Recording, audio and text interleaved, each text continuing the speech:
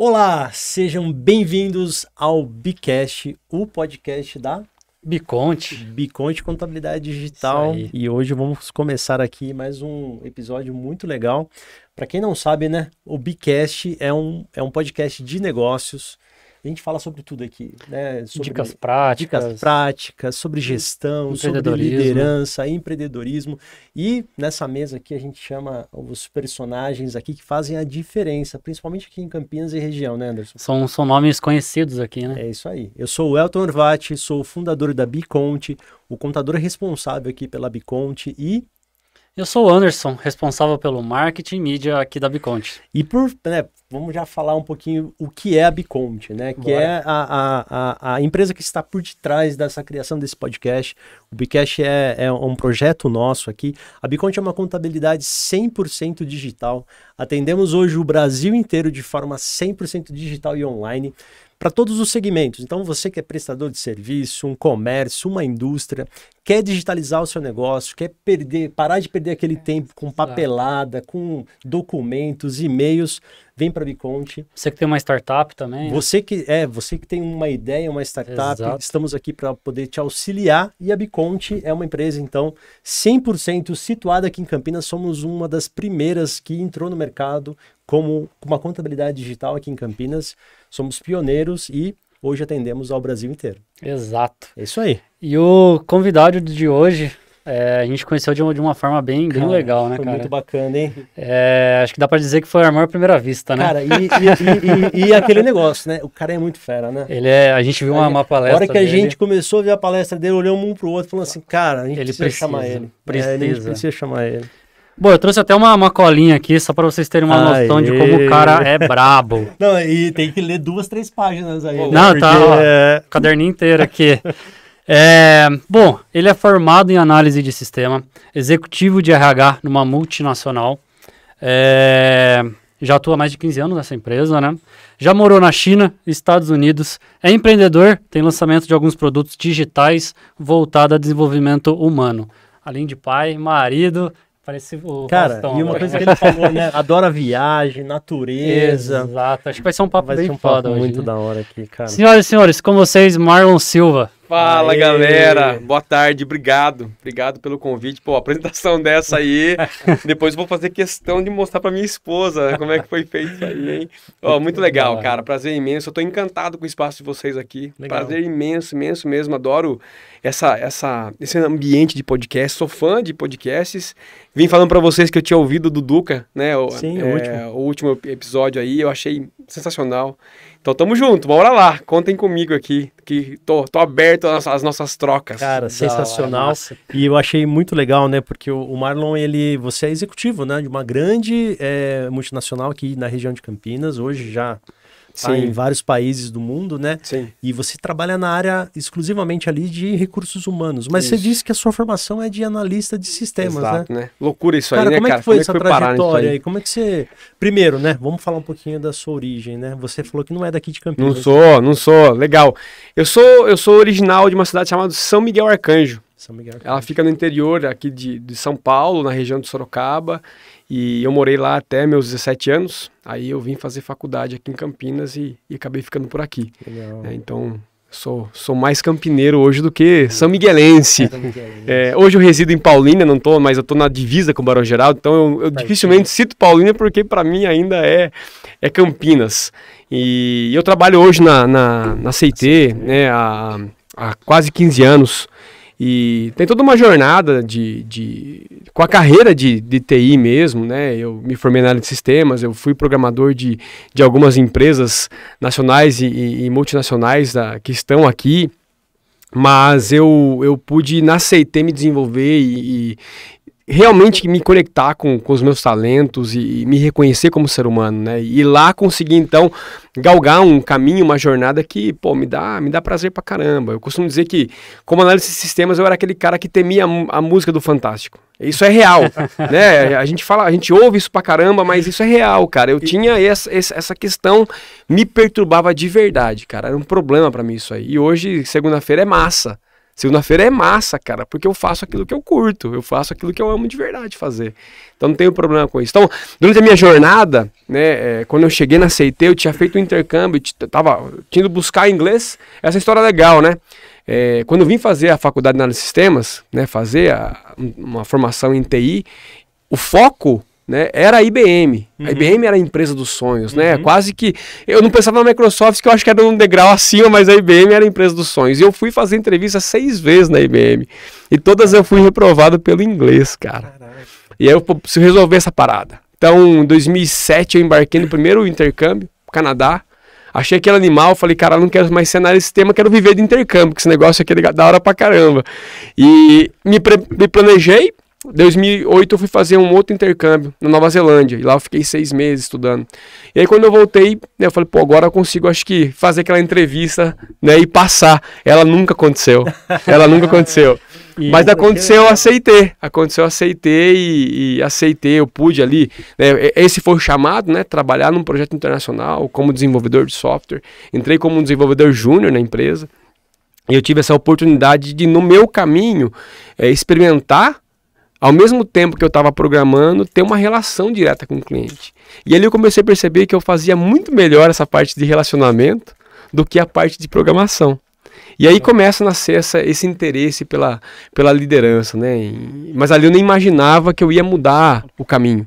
Para mim, eu estava me preparando para ser um arquiteto de sistemas, né? Ser um arquiteto de software na minha jornada profissional. Mesmo sabendo que esse treco não ia me deixar feliz, parece que tinha um script pronto.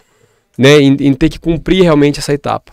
Mas durante toda a jornada, muitas coisas foram acontecendo e eu fui parar dentro do RH da empresa. Cara, que legal. E a questão do desenvolvimento profissional tem muito a ver com o perfil comportamental, né? Muito, cara. Normalmente, quando você imagina uma pessoa que é da área de TI, é uma pessoa, posso estar errado, mas é uma pessoa mais introspectiva. Uma pessoa nerd, cara. Analítica. Vamos generalizar, né? E pelo seu perfil você não tinha nada disso, né? Sabe isso era a coisa que as pessoas me falavam na faculdade, cara. Mas esse que é um negócio legal. Eu sou um cara geek, mas eu não sou como os caras eram. E isso me assustava. Que eu lembro que assim, acho que no primeiro semestre da faculdade, eu voltei de férias para Campinas, e a galera do meu curso falava, cara, eu criei um jogo nas férias. Aquela época era a época que eu entrei na faculdade e o jogo do milhão, né? O programa do milhão tava famoso. Eu fiz meu jogo de milhão e, cara, a gente tinha feito uma matéria de computação e não tinha nada de interface gráfica, e a galera produzindo o jogo. Eu falava, cara, acho que eu bebi as férias inteiras, eu saí, tem alguma coisa errada comigo nisso aí. Começava a ter, sabe? Tipo, pô, será que eu tenho esse perfil mesmo? Será que eu vou ser um cara que eu vou conseguir ser um bom programador? E tem um fator aqui, um parênteses, depois a gente pode explorar isso, né? Eu sou um cara que tem TDAH. Eu tenho esse diagnóstico de TDAH. Então, lá atrás, eu não tinha essa percepção, porque eu não conseguia parar na frente do computador, cara. Não era muito normal. Não, né? E era uma coisa que, assim, eu tinha um feeling, já tinha ouvido falar, já tinha alguns feedbacks, mas eu também não aceitava, porque, pô, isso aí é mimimi, isso aí é coisa que vão achar que eu tô utilizando como desculpa, mas eu não conseguia parar na frente do computador por mais de 10 minutos e ficar programando, cara. Então, assim, pra mim era terrível isso. Era terrível, né? Eu ficar parado um tempo ali programando e eu gostava de relacionar. Então, na faculdade, eu sentava no computador, fazia 5 minutos de algum tipo de código, levantava e ia cutucar as pessoas. Eu queria conversar, eu queria me relacionar com o ser humano, conhecer a história das pessoas. Então, isso me dava barato. Eu lembro que um professor, no terceiro ano, falou assim, você tá no curso errado. Cara, e aquilo me doeu. Porque eu achei agressão. Terceiro ano de facul. Bom time cara, dele. Terceiro ano. E aí você fala assim, cara, como é que... E dentro você falava, cara, esse cara tem razão, velho. Mas não posso aceitar isso aí. Não. Terceiro ano, como é que eu vou chegar em casa e falar, cara, eu descobri que eu não quero ser isso. Toda uma carga de preconceito. E é muito doido porque esse preconceito que eu tinha comigo mesmo, ele vem daquilo que a nossa geração cresceu, né? A faculdade lá atrás, particular, era para quem tinha dinheiro, para playboy, toda aquela coisa. Faculdade boa era estaduais, você tem que entrar numa Unicamp. E eu entrei na PUC aqui em Campinas. E eu entrei na PUC porque eu entendia que o curso que eu queria era o melhor do Brasil na época. Na área de sistemas era o melhor do Brasil. Permaneceu por 5, 6 anos como o melhor do Brasil, né? Aqui em Campinas. Uma baita faculdade, excelente. Eu entrei no ano de 2002. Então, por 5, 6 anos, a faculdade de sistemas, ela ganhava prêmio. Eu vi a primeira vez na revista Infoexame. Cara, será que a gente se cruzou lá? Eu entrei Será? em 2001. Mas você fez também análise de sistemas? Eu fiz ciências contábeis. Pô, lá embaixo. Era lá embaixo. Era os mesmos, era bem perto ali. Que massa, cara. Eu ficava lá, na parte de cima ali. E tinha as práticas de formação, né? Tanto que a gente chamou o André Natália aqui, que eu conheci ele foi repórter da IPTV. Eu conheci ele em 2001 lá. Que massa. Melhor parte de formação da PUC era cavernas, cara, fotografia, era o mais disputado. No último ano eu fui. Eu fiz também, consegui fazer. Mas, cara, é uma época maravilhosa, né? Então, assim, já tinha esse preconceito de que, cara, eu tô numa faculdade paga, eu preciso fazer esse negócio acontecer.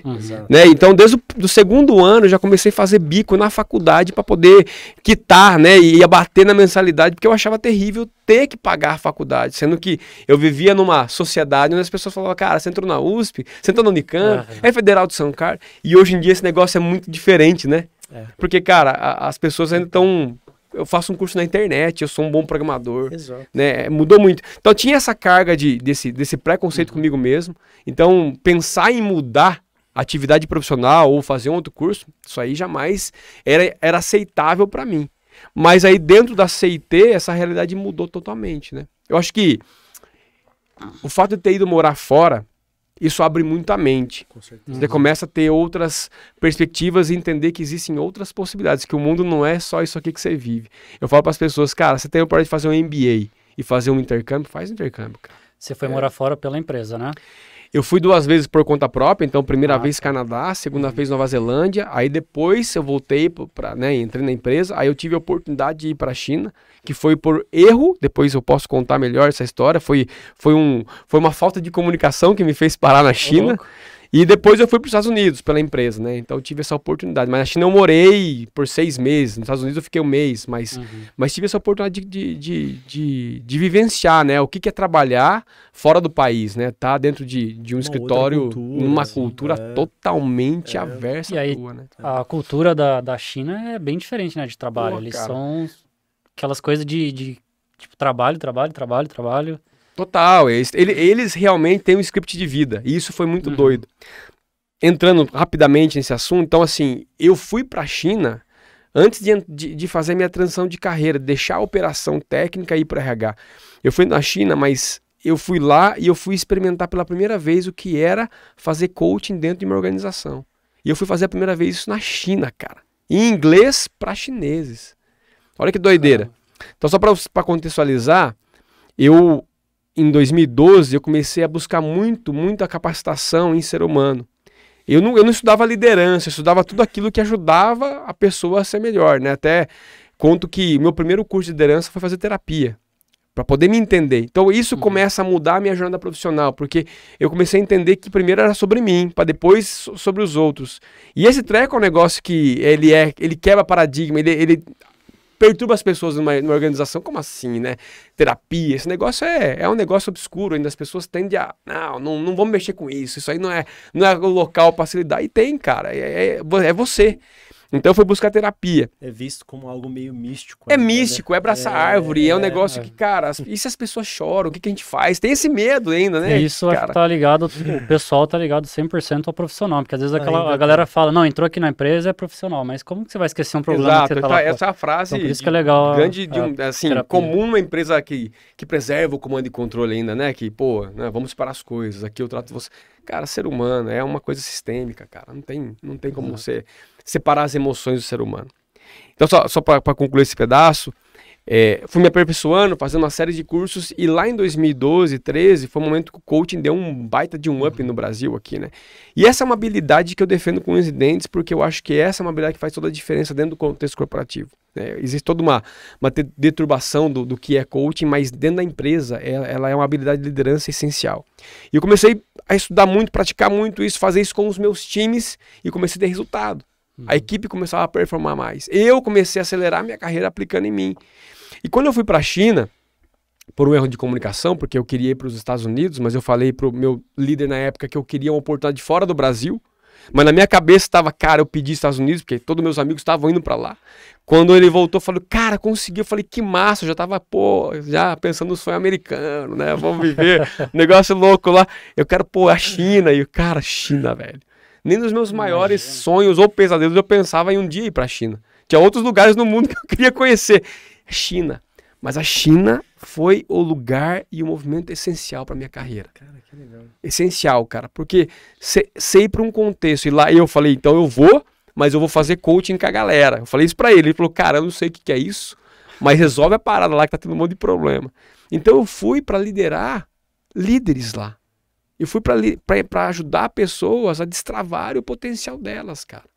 Então foi um baita de um desafio muito doido, porque você chega para um chinês que ele tem um script de vida, você vai falar de mentalidade, cara. Você vai falar sobre ser humano, sobre emoções. Muita gente falava, cara, você tá doido, velho. Você vai provocar uma revolução na rua aqui, e aí eu quero ver depois o que vai virar. Mas esse é acho que foi a diferença, que fez toda a diferença na minha jornada, encarar esse desafio. E, cara, durante o processo lá foi maravilhoso. A gente promoveu 5, 6 líderes que estavam no processo ali se engajando, né? O negócio foi assim, a China foi um momento da minha vida divisor de águas, de verdade. Aí eu volto da China, e lá na China eu conheci o presidente da CIT. De carne e osso, tive a oportunidade de sair jantar com ele várias vezes.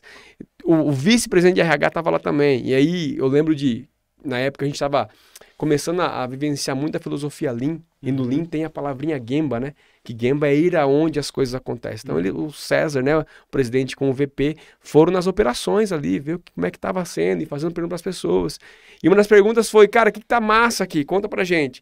Pô, tá isso, é isso. E, cara, o Marlon, cara, o que ele tá fazendo, o coaching, por que é isso? Os caras não sabiam. Então eu comecei também a contar para eles, e o VP falou, cara, quando é que você volta? Eu falei, cara, daqui 5 meses, né? Quando você voltar, vamos ver de a gente colocar isso aqui como parte da corporação, fazer parte do processo da empresa. Estar lá mesmo, desenvolver esse tema na organização. E aí, cara, eu voltei, não aconteceu de cara, como eu imaginei, falei, pô, agora consegui aquilo que eu queria, né? Vou ser coach executivo da empresa. Que massa, meu sonho era isso. Aí eu cheguei, aí eu tive que gerenciar mais um projeto na época, baita de um projeto 2014, Copa do Mundo acontecendo, baita de um projeto. Brasil, pô, a gente, né, a empresa com a qual a gente estava desenvolvendo o serviço, não vou falar de marcas aqui, mas uma grande empresa de bebidas vermelha, que bom, né? que tinha ali, pô, criar a maior bandeira no campo, e a gente fez esse negócio, mas ali eu entendi meu propósito, cara, porque aí, né, o sonho de ir para os Estados Unidos aconteceu, eu fui lá ficar dentro da empresa, só que eu não conhecia a cidade, velho. Eu fui para Atlanta e em um mês eu não vi Atlanta, cara. Caraca. Que eu entrava a trabalhar às 8, saía meia-noite, cara. E sabe uma coisa que é normal no americano? Cara, isso aí eu aprendi. Também trabalhei em multinacional. O americano não faz pausas de almoço, cara. Isso me irritava, cara. Ele vai... Faz um lanche, ele tarde, pega as coisas e vão comendo. Tem o conceito de brown bag, né? Que é o saquinho do lanche ali na mesa, cara. Ele vai direto. Né? Eu acho que até por isso do café da manhã reforçado. Cara, e aí imagina ali. Pra mim, com o perfil de que, cara, eu gosto, né? Um dos meus talentos é a inteligência social. Eu gosto de estar com as pessoas. Cara, não tem pausa, velho. Aí eu comecei a ver todo aquele cenário, né? De um futuro de um cara que já não era mais o futuro arquiteto de software, mas eu já pensava ali que eu seria um gerente de projetos. E eu falava, cara, é isso aqui, inclusive morar fora, né? Você sair da empresa 10, meia-noite e continuar no hotel respondendo e-mail até às 3 da manhã. Tudo bem, o contexto ali era um projeto com data escrita em pedra, né? Mega. Exato. Mas eu acho que não mudaria tanto a vida, não. E eu lembro que eu voltei pro Brasil, ali julho já, né? Próximo da Copa começar. Eu fui sair com o meu carro de madrugada da empresa, o carro não funcionou, deu uma bica no pneu, cara. E nesse momento eu estava pra mim, cara, o que eu quero fazer da vida? O que eu quero de verdade? E aí tem aquelas pessoas que sempre provocavam, cara, se você morrer um dia, o que você gostaria de ver na tua lápide? E esse momento, né, aquilo que parecia a frase de para-choque caminhão fez total sentido. Eu falei, cara, eu quero trabalhar com coaching, cara. Eu quero ajudar as pessoas a destravar o potencial delas, velho. E aí eu voltei para a empresa, aí tem um negócio muito legal, né, sobre protagonismo e responsabilidade. Seria muito mais fácil chegar e falar assim, pô, vocês não me dão oportunidade, lá na China se prometeram isso para mim. Eu cheguei e falei, cara, é isso que eu quero fazer. Eu voltei pro VP, é isso que eu quero fazer. E eu sei que para vocês é uma outra pegada, e tá tudo certo. Eu vou procurar no mercado, que eu vou montar minha empresa. E aí eu lembro da frase dele, quando é que você começa no RH? Quando é que você vai montar isso no RH? Cara, aquilo foi a maior surpresa, cara. E aí aconteceu. Né? Em 2014, entregamos o projeto. No dia ali da abertura da Copa, eu lembro que tava eu mais 3 analistas na sala, a gente apertou o botão do início da Copa e passando acho que 2 ou 3 jogos ali, eu comecei a me movimentar pro RH da empresa. Cara, que jornada, hein? Uma jornada muito louca, cara.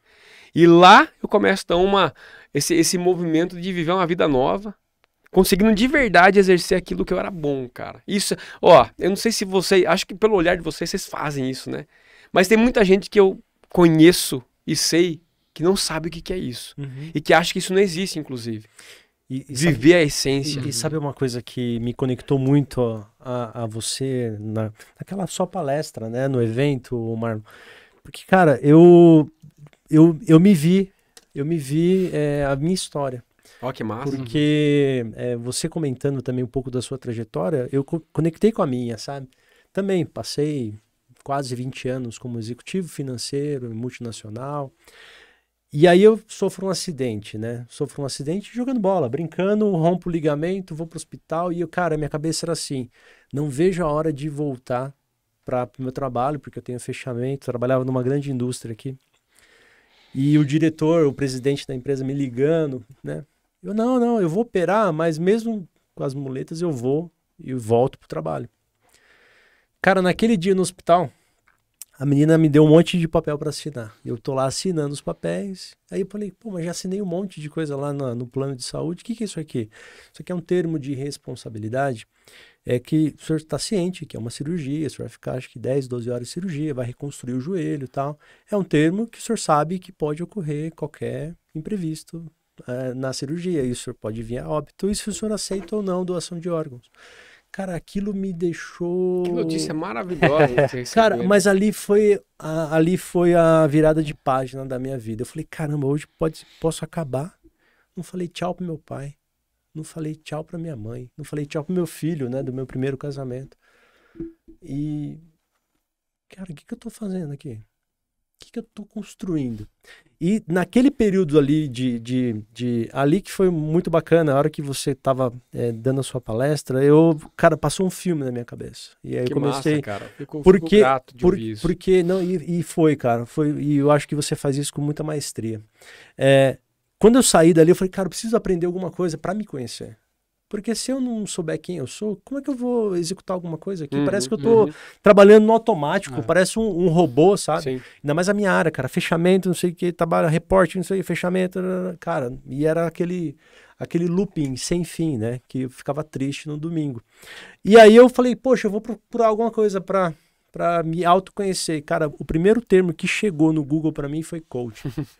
E dali começou a minha jornada para entender o que é o coaching. Fui fazer curso de coaching, fiz master, não sei o que, PNL, fiz de tudo isso daí, cara. O ano de 2016 e 2017 foi inteiro de formação.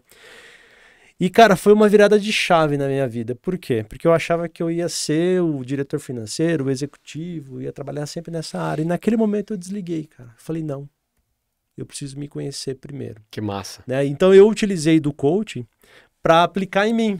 Show. Né? Apliquei, Show.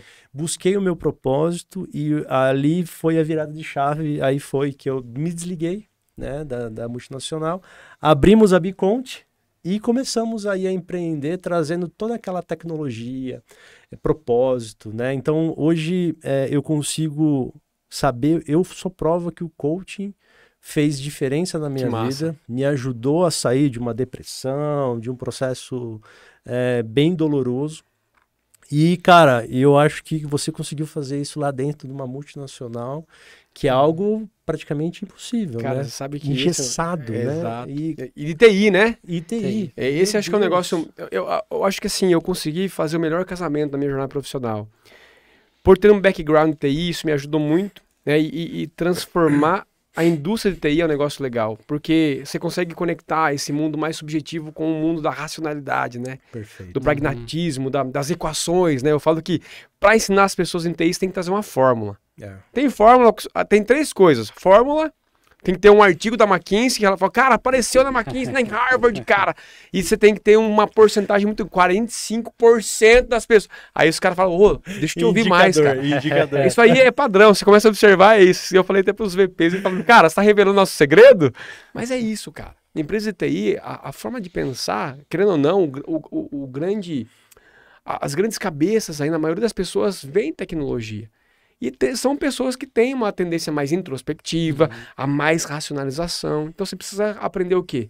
A conversar com a mente dessas pessoas. Perfeito. E é esse tipo de liderança que eu gosto de ensinar. Perfeito. Essa liderança que aprende sobre padrões do ser humano e como é que eu faço esse movimento de conexão.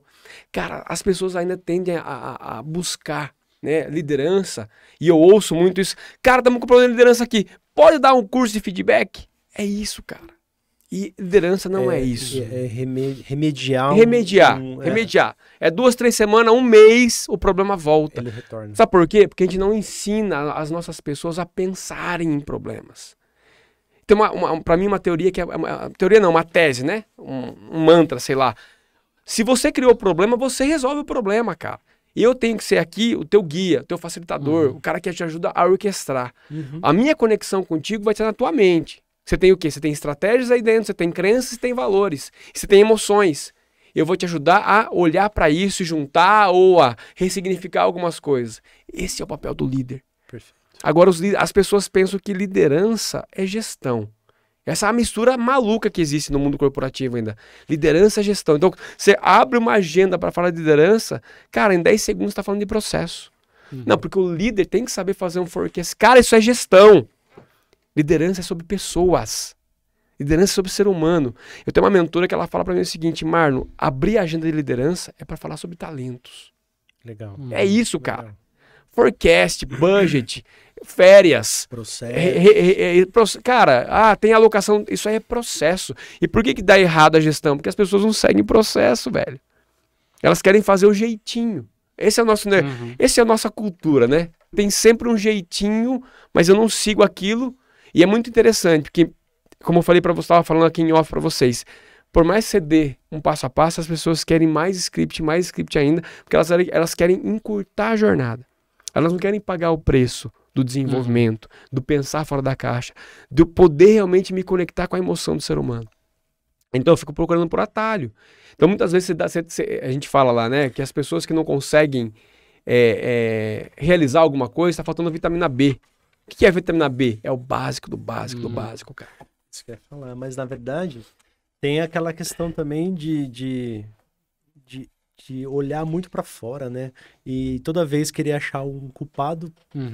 Cara, é o drama. O drama, né? O drama corporativo. E tem 3 pilares, né? É a vítima, o vilão e o herói.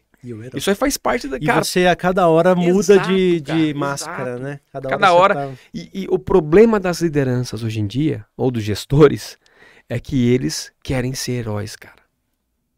Por quê? Porque quando eu me torno herói, eu tenho o quê? Feedback pra mim. Cara, você é foda, cara. É massa trampar com você. Você me ajudou. Só que, cara, liderança é que igual paternidade e maternidade. Não é sobre você mais. E isso é trocar de pele. Isso é trocar de pele. Eu posso dizer pra vocês que em liderança, eu tô no estágio bem avançado disso aí. Mas como pai, eu tô aprendendo ainda, cara. Sim. Porque você tem todo o seu ego, todas as suas questões, aquilo que você quer fazer, realizar. Só que você tem uma outra pessoa que você precisa agora ser responsável. Liderança é a mesma coisa. Eu falo para as pessoas que o maior desafio do líder, primeiro, você tem que estar apto e entender que seu papel ali como líder é desenvolver próximos líderes. Segundo ponto, não é sobre você preencher a sua necessidade de certeza ou significância. E de aceitação também. É você trabalhar a contribuição, cara. A contribuição. E esse é um negócio que pega pra caramba. E é por isso que as pessoas precisam de mentoria. Porque não é natural. Isso não tá no nosso... a gente não vem com essa app hoje. Você tem que baixar ela. E não basta só baixar. Você tem que ter alguém que te ajude a manusear ela. Porque ela não é intuitiva. Esse é um treco legal também. As pessoas confundem. A liderança não é algo intuitivo. Não é algo intuitivo. Olha que interessante, né? A minha irmã é dentista. Ela e o marido dela. Eu tava tendo um papo sobre fio dental esse fim de semana com ele. Ele falou, cara, eu vou te ensinar a usar fio dental. Eu falei, para, que besteira, né? Passar fio dental. E minha irmã falava pra mim, né? Cara, não adianta você escovar o dente e passar fio dental. E eu até falo que liderança sem segurança psicológica é escovar o dente sem passar fio dental. Só que agora eu fui no nível mais master ainda, né? Sobre fio dental. Tem tamanho certo da fita. É mais de 70 centímetros, por isso que o bagulho vem grande no rolo. E o que eu tô querendo contar com isso? Que passar o fio dental, a gente acha que é intuitivo, mas não é. Você precisa de ter um método de conhecimento. Liderança é a mesma coisa. Se vai no intuitivo, você pega o quê? Você pega a fita lá e mete na gengiva. Vai até machucar. Com o tempo, isso pode causar problemas. Sim. Liderança intuitiva vai para o comando e controle. Você vai machucar. Você vai causar problemas a longo prazo. Liderança precisa de metodologia, de estratégia. Precisa ter, cara, uma estrutura para seguir. A nossa mente precisa disso.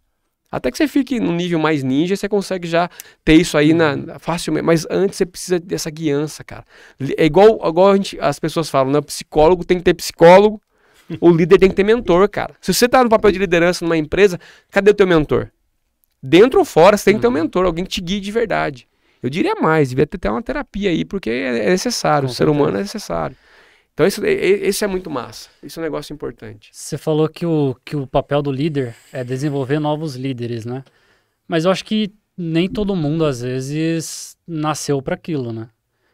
Como que você consegue distinguir, esse daqui, se eu trabalhar, então vai dar certo, esse daqui, pô, já não, vamos tentar outra coisa para ele. Massa, cara. Esse ponto é sensacional. Primeiro de tudo, liderança é uma habilidade, ela é treinável. Qualquer pessoa pode desenvolver ela. Existem pessoas que têm predisposição para liderança. Você vê desde novinho, novinha, ou né, em faculdades liderando projetos já. E na empresa é uma pessoa que tem uma habilidade com o ser humano diferenciada.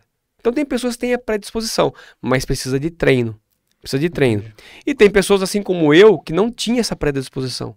Eu fui trabalhando isso. Eu fui aprendendo isso. E fui tomando gosto por esse caminho. Então, assim, primeiro de tudo, é treinável. Não é aquela... Muitas pessoas falam que nasceu com o dom da liderança. Não, tem uma predisposição. Inclusive, hoje existem diagnósticos, avaliações que conseguem medir isso. Você tem uma predisposição. E outro ponto é 2 tipos de movimentos que os líderes têm que fazer quando a gente fala que líderes têm que criar novos líderes. Primeiro, se aquela pessoa tem uma predisposição para ser líder, que massa, você vai investir nela para que ela possa treinar equipes, que ela possa ser líder de outras pessoas, aprender a lidar com o ser humano.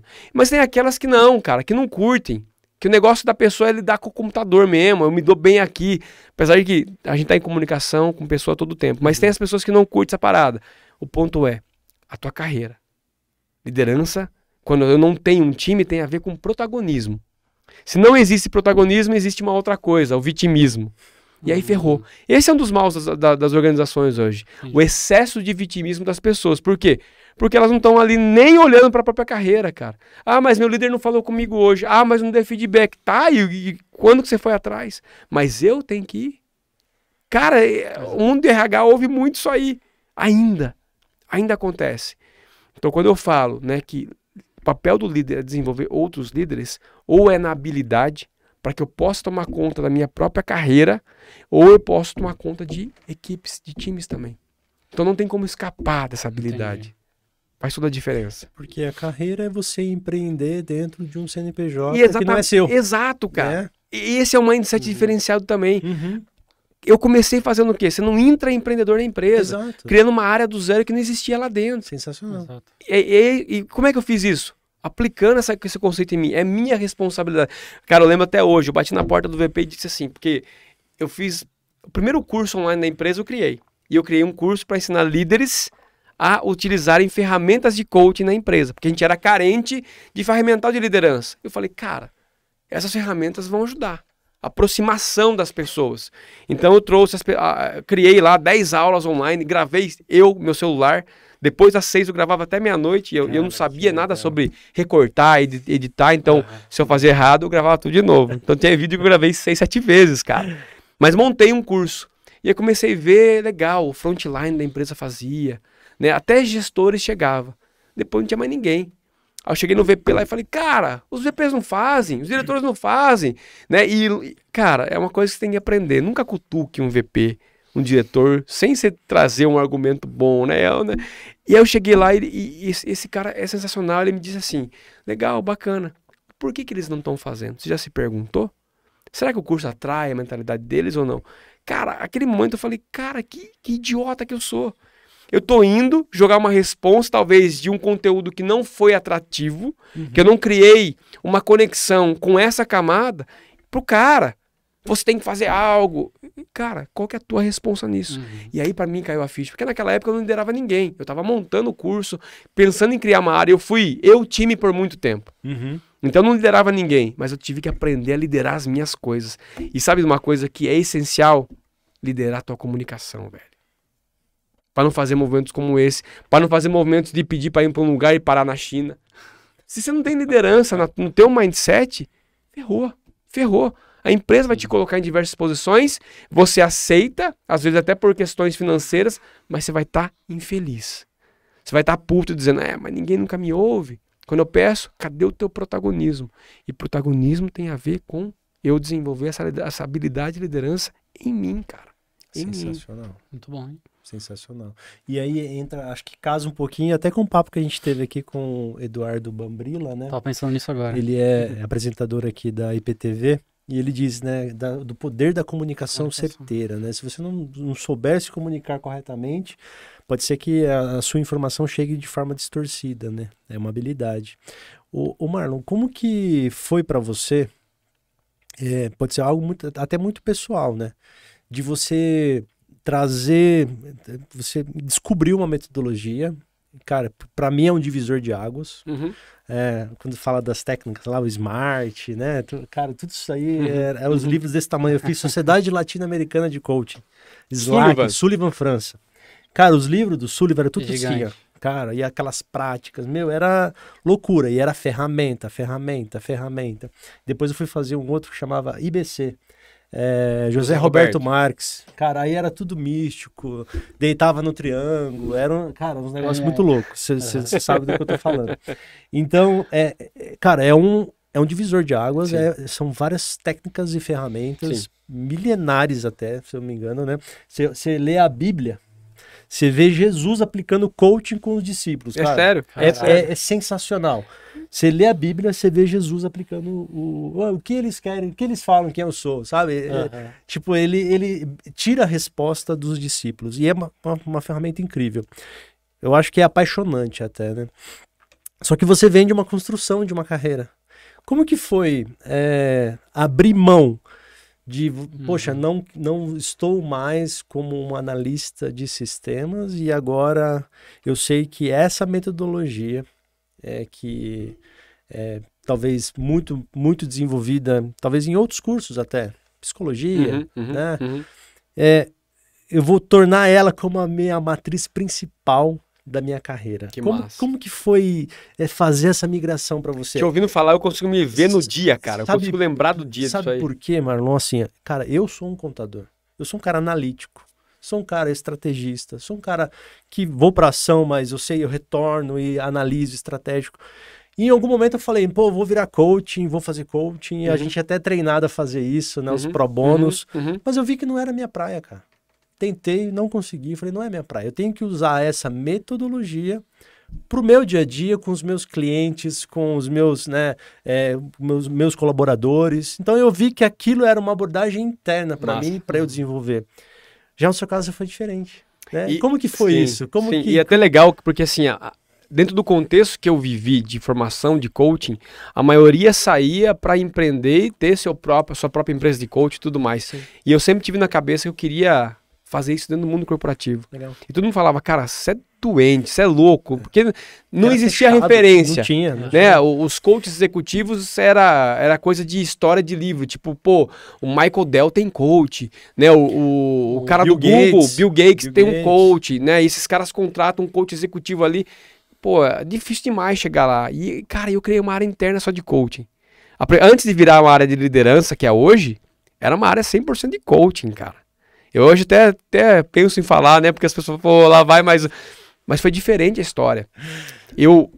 Cara, quando fiz a primeira formação de coaching aqui em Campinas, eu pilhei demais. Mas aquela coisa da euforia, né? Das formações e tal. Saí muito pilhado, mas ali eu senti algo diferente no domingo, porque acaba no domingo. Falei, cara, eu quero usar isso aqui na empresa, velho. Eu quero arrebentar isso aqui na empresa. Show. E pra mim, qual que foi a conexão? E aí talvez muitas pessoas não saibam. o coaching, ele é uma herança da programação neurolinguística. A programação neurolinguística foi desenvolvida por um dos alunos que criou a estrutura, ele era de computação. Então foi esse pensamento dele, racional, em aprender, né? A história é a seguinte, né? Uma das minhas mentoras, ela foi aluna do Bandler e do Grinder, né? Os criadores da PNL.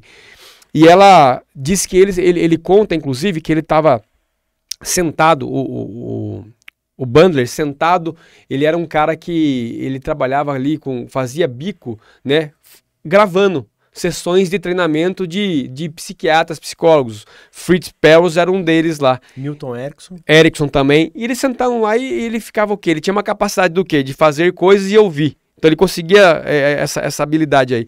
Ele começou a ouvir as questões emocionais que eram tratadas ali e falou, cara, que massa. E principalmente o feedback das pessoas. Ah, porque eu consegui isso na minha vida. Ah, eu mudei. Ah, eu parei de fumar, não sei o que. Ele falou, pô, mas peraí. Qual que é o padrão? O que esses caras fazem que ajuda as pessoas a se desenvolver? E ele começou a o quê? Observar padrões. E dos padrões ele trouxe o quê? Cara, uma estratégia, uma estrutura totalmente racional. É um sistema. É um sistema. Então a mente humana é um sistema. Então para mim esse foi o clique lá no curso. Cara, eu não estou fugindo daquilo que eu aprendi. Eu estou agregando.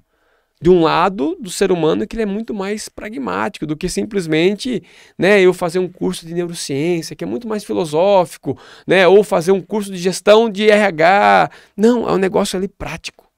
Então eu falei, esse negócio vai dar barato na empresa. Praticidade, ferramental. Então eu fui nessa energia. Acho que o assunto que eu mais estudei na minha vida chama-se coaching. Porque eu não me contentei com uma formação, não me contentei com essa abordagem do Brasil. Eu queria saber como que era fora, eu queria saber como que era na China. Que legal. Então eu visitei universidades que tinham lá o coaching lá dentro. Então assim, cara, eu posso falar para vocês que eu conheço desse assunto. Eu conheço as barbaridades do assunto também. E isso nunca me afetou. E nos anos 80, né, o Anthony Robbins, quando começou também, fui fazer curso com ele, cara. É incrível, né, cara? Ele é o cara que conseguiu transformar isso num evento, né, terapêutico, inclusive. Sim. Trazendo ferramentas para ajudar as pessoas. Então ele é a maior referência.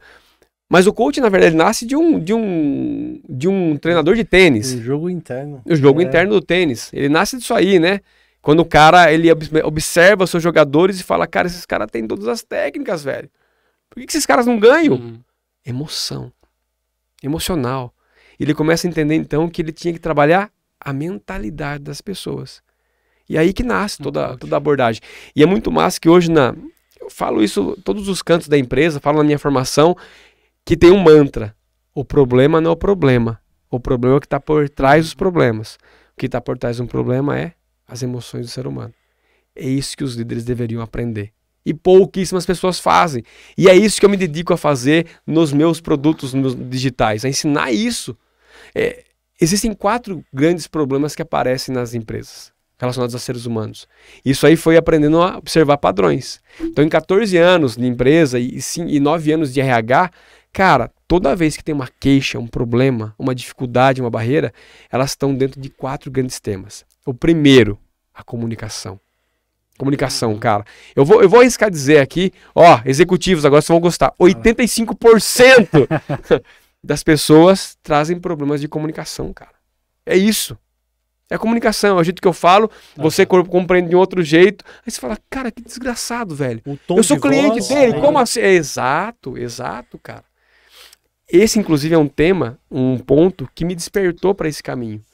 Quando eu estava trabalhando como programador ainda, o primeiro reconhecimento que eu tive na empresa, da cliente, que era dada como uma cliente grosseira, né, hostil, foi comunicação. Ela pediu para a empresa me reconhecer porque eu tinha uma boa comunicação. Caraca, como assim? Em outro idioma ainda. Pô, consigo fazer essa conexão? Isso se chama rapport, foi descobrir muito tempo depois. Não é sobre a minha língua falada. É sobre como é que eu crio essa conexão com as pessoas. Então, comunicação é o ponto número 1. Por quê? Porque as pessoas não criam conexão. Cara, para poder vir aqui, eu fui assistir um podcast de vocês. Eu tô preocupado, eu tô interessado, eu tô curioso para saber como é que vocês funcionam. Eu já sabia como que era a sala de vocês. Minimamente, essa conexão, rapport. Eu cheguei aqui, eu sentei no sofá, comecei a falar, falei pro Duca, pô, Duca, você lá falou da John John, você falou, né? Cara, por quê? Eu tô buscando Conexão. Sim. Em 3 minutos a gente já tava fazendo podcast no sofá ali, tanta coisa a gente tava trocando ideia. Cara, é isso. Então o problema número 1 é comunicação. Problema número 2, não tem como escovar o dente sem fio dental. Segurança psicológica não existe sem... A liderança não existe sem segurança psicológica. Esse é o tema número 2. As pessoas não se sentem pertencentes, incluídas no ambiente que elas estão. Isso se chama... Existe um nome novo para algo antigo. Segurança psicológica. Então esse é um segundo tema que aparece com muita frequência. Eu não tenho espaço para errar. Eu não tenho espaço para experimentar. Eu sou hostilizado quando eu abro meu coração e sou vulnerável. Eu não tenho permissão para me sentir pertencente aqui e, quiçá, desafiar o status quo. E assim, mesmo assim, as empresas querem que as pessoas inovem. Não existe inovação sem inclusão. É incongruente até, né? Não tem como. Então esse é o segundo grande tema que aparece. Terceiro grande tema que aparece e ficou aflorado pós-pandemia, felicidade, saúde e bem-estar. Cara, as empresas precisam olhar para isso. Como é que eu elevo o nível de engajamento com a saúde e bem-estar das minhas pessoas? Altas jornadas já não funcionam mais. Eu preciso possibilitar esse movimento mais híbrido, né? Esse movimento das pessoas estarem em lugares diferentes, de se conectarem mais e terem essa possibilidade de ter mais atividades físicas, emocionais e mentais no ambiente corporativo. É o terceiro grande tema. E o quarto tema é a liderança. O quarto tema é a liderança. Então a liderança, a gente chegou nela depois que você conseguiu construir todas essas etapas. Aí sim, precisamos entender sobre modelo de liderança, modelos sustentáveis de liderança, mudar o mindset das pessoas, que líder está olhando para os talentos, para as pessoas têm que resolver os problemas, não o líder. Ele precisa ensinar as pessoas a fazerem isso. Então, para mim, qualquer ser humano deveria compreender esses 4 temas. E essa é a minha dedicação, é isso que me dá um grande propósito. Cara, se você consegue aprender minimamente a olhar para esses 4 temas, a tua jornada vai ser muito melhor. Muito melhor. Porque foi isso que aconteceu comigo. De um cara que tinha dor de barriga em assistir a música do Fantástico, para um cara que curte segunda-feira. Porque eu sei o quê? Cara, eu sei que o ser humano tem outras questões, ele não é pessoal, é emocional o jogo. O Tony Robbins fala, né? Business is a emotional and spiritual game. É isso, cara. Se você compreende isso, você começa a fazer movimentos diferentes. Só que, de novo, batendo nessa tecla, não é intuitivo. Não adianta só ouvir o podcast ou ler um livro, você tem que praticar isso aí. Você precisa de guiança, cara, por um tempo. Talvez acho que fosse interessante se a gente tivesse desde a época do fundamental, né? Pô, cara. Algo relacionado à mentalidade, autoconhecimento, para já quando se tornar um profissional, você já tá com aquilo mais aflorado em você, né? E uma coisa que a gente conversou até ali nos bastidores, mano, mas o ser humano, cara, eu digo isso por causa também vivenciei muito disso, né? Trabalhei em multinacional alemã, que era japonesa, americana. E, cara, eu percebo que a gente entrava numa reunião já estruturando mentalmente o que ia responder se caso alguém falasse alguma coisa. A gente não estava ouvindo, né? Então a escuta atenta é algo que a gente também não aprendeu, né, cara? A gente não aprendeu a ouvir, né? A ouvir, entender, internalizar, se colocar no lugar do outro, né? E eu acho que dentro das corporações ainda existem muitos conflitos por causa disso. Né? Eu já estou querendo me reagir a algo que você vai tentar colocar como uma ideia, ou trazer uma situação do passado para tentar justificar uma ação agora, né? Eu vejo muito esse movimento. Isso. Como tratar isso, cara, dentro de um ambiente onde existem... Pensa, eu tô me colocando agora talvez no seu lugar, de tentar entender como você aplica isso. Existem áreas dentro da empresa que têm perfis de atuação e de responsabilidades diferentes. Um exemplo, a galera da comercial, cara, altamente ousados ao extremo para poder desenvolver novos projetos, fazer novas vendas. Quando você olha lá para o pessoal de TI, totalmente mais analítico e conservador e com mudanças sistêmicas. Contabilidade, então, nem se fale, né?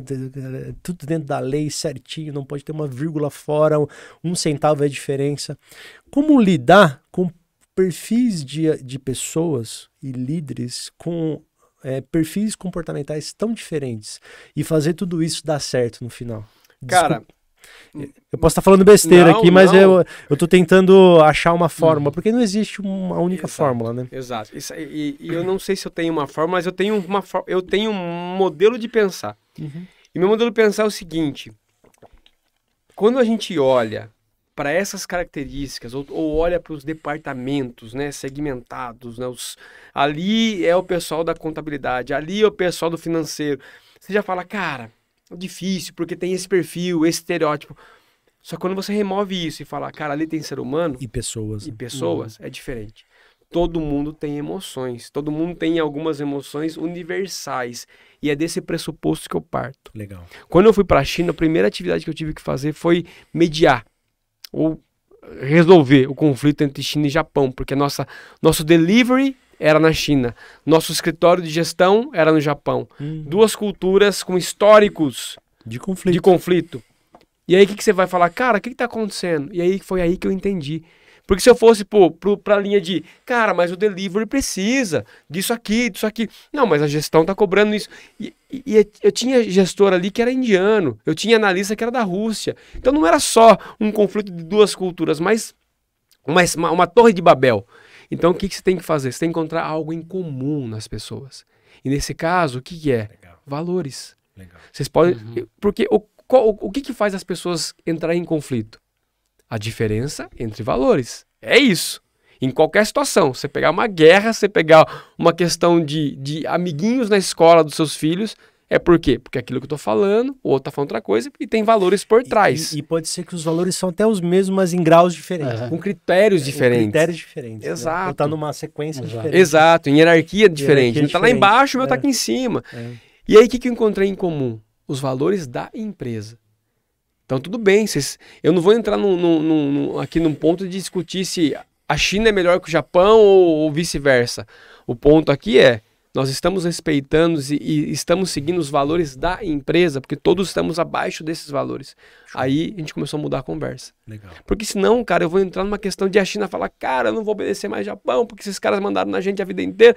Não, esses caras têm que se respeitar, porque nós... E aí, cara, você percebe que é uma dor pessoal, e aí não vai a lugar nenhum. Então, esse exemplo que você deu dos departamentos, tem que entender que todo mundo é ser humano. Tudo bem, tem ali características, tem ali questões que são individuais, tem. Mas a gente parte do pressuposto que o quê? Ser humano. É a emoção que tá pegando. O problema não é o problema, que tá por trás do problema. Então, a minha crítica do meu coleguinha do lado, do meu cliente que tá mudando a data o tempo inteiro, é uma emoção que eu tô sentindo, porque está despertando alguma experiência em mim.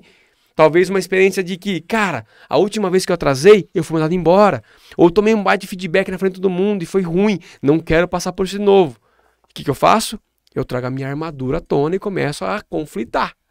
Mas se eu entendo que eu estou sentindo uma emoção e estados emocionais são mutáveis, eu consigo transformar isso. Eu consigo ter a inteligência emocional de dizer, agora não é o momento. Então deixa eu respirar.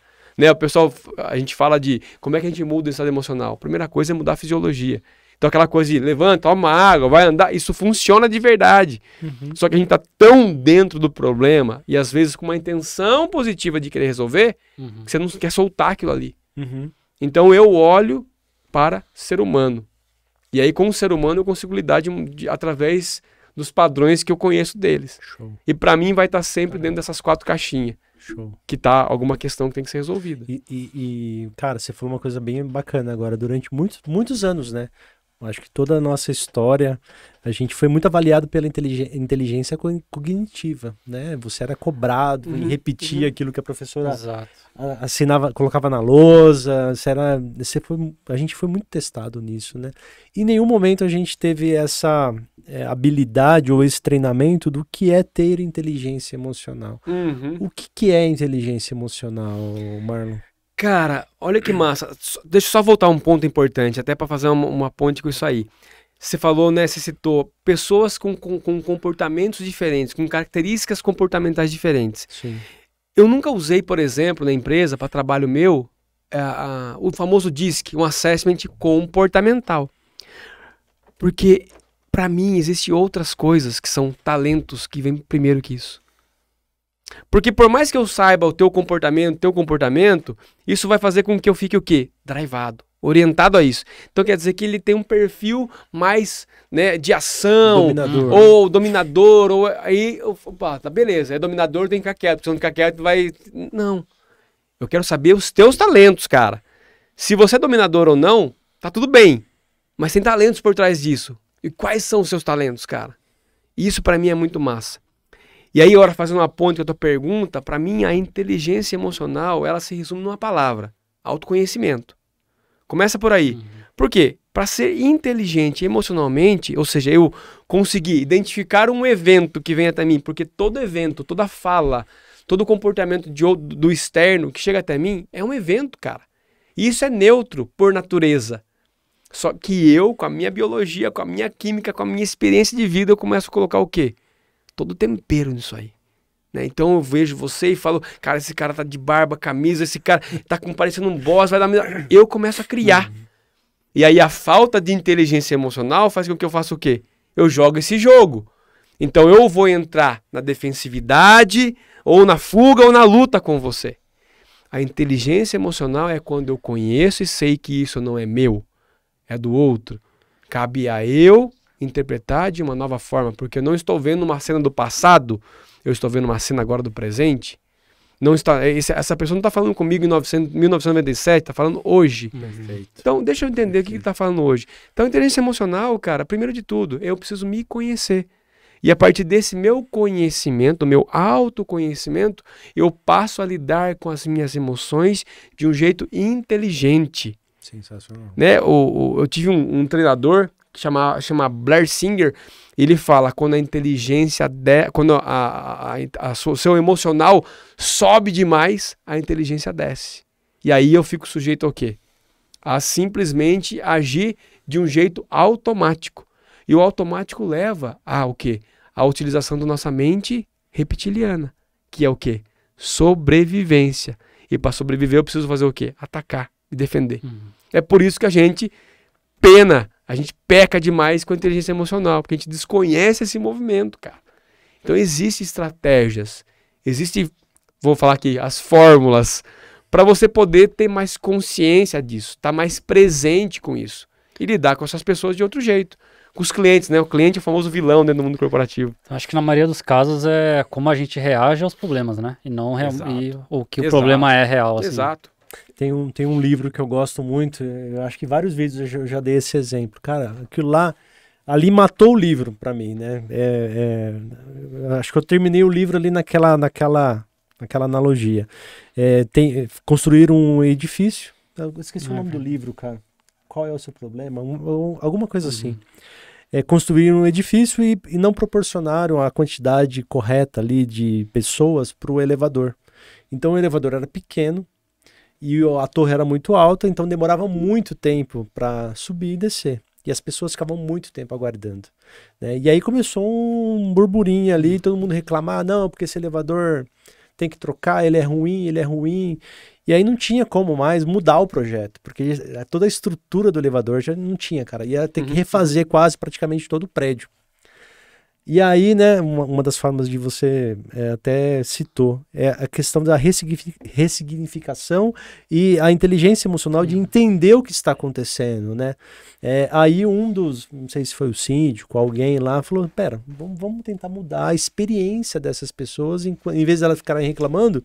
Aí ele foi lá e colocou um bebedouro, instalou uma maquininha de café e colocou um espelho. Cara, nunca mais ninguém reclamou do elevador lento.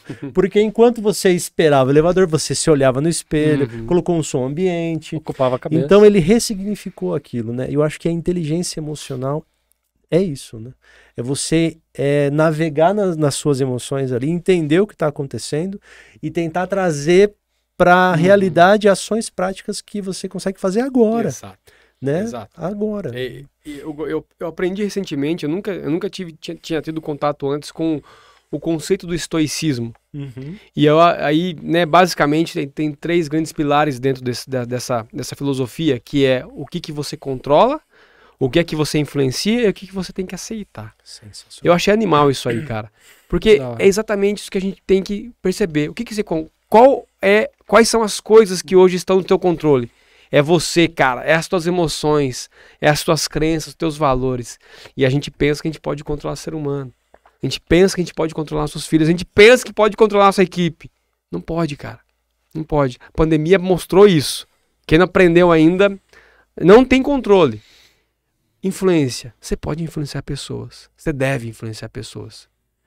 E aceitação. Quando as duas coisas não acontecem, nem controle, nem influência, você tem que aceitar. E aí é aquela famosa frase, né? Aceita que dói menos, parece que faz sentido. Parece que faz sentido. Aceita que dói menos. Porque, cara, se você não conseguiu influenciar, aceita, cara. Tem coisas que não vão mudar. As pessoas passam, muitas vezes, uma vida querendo mudar as outras. Não vai mudar, cara. Não vai mudar. Você não tem controle disso.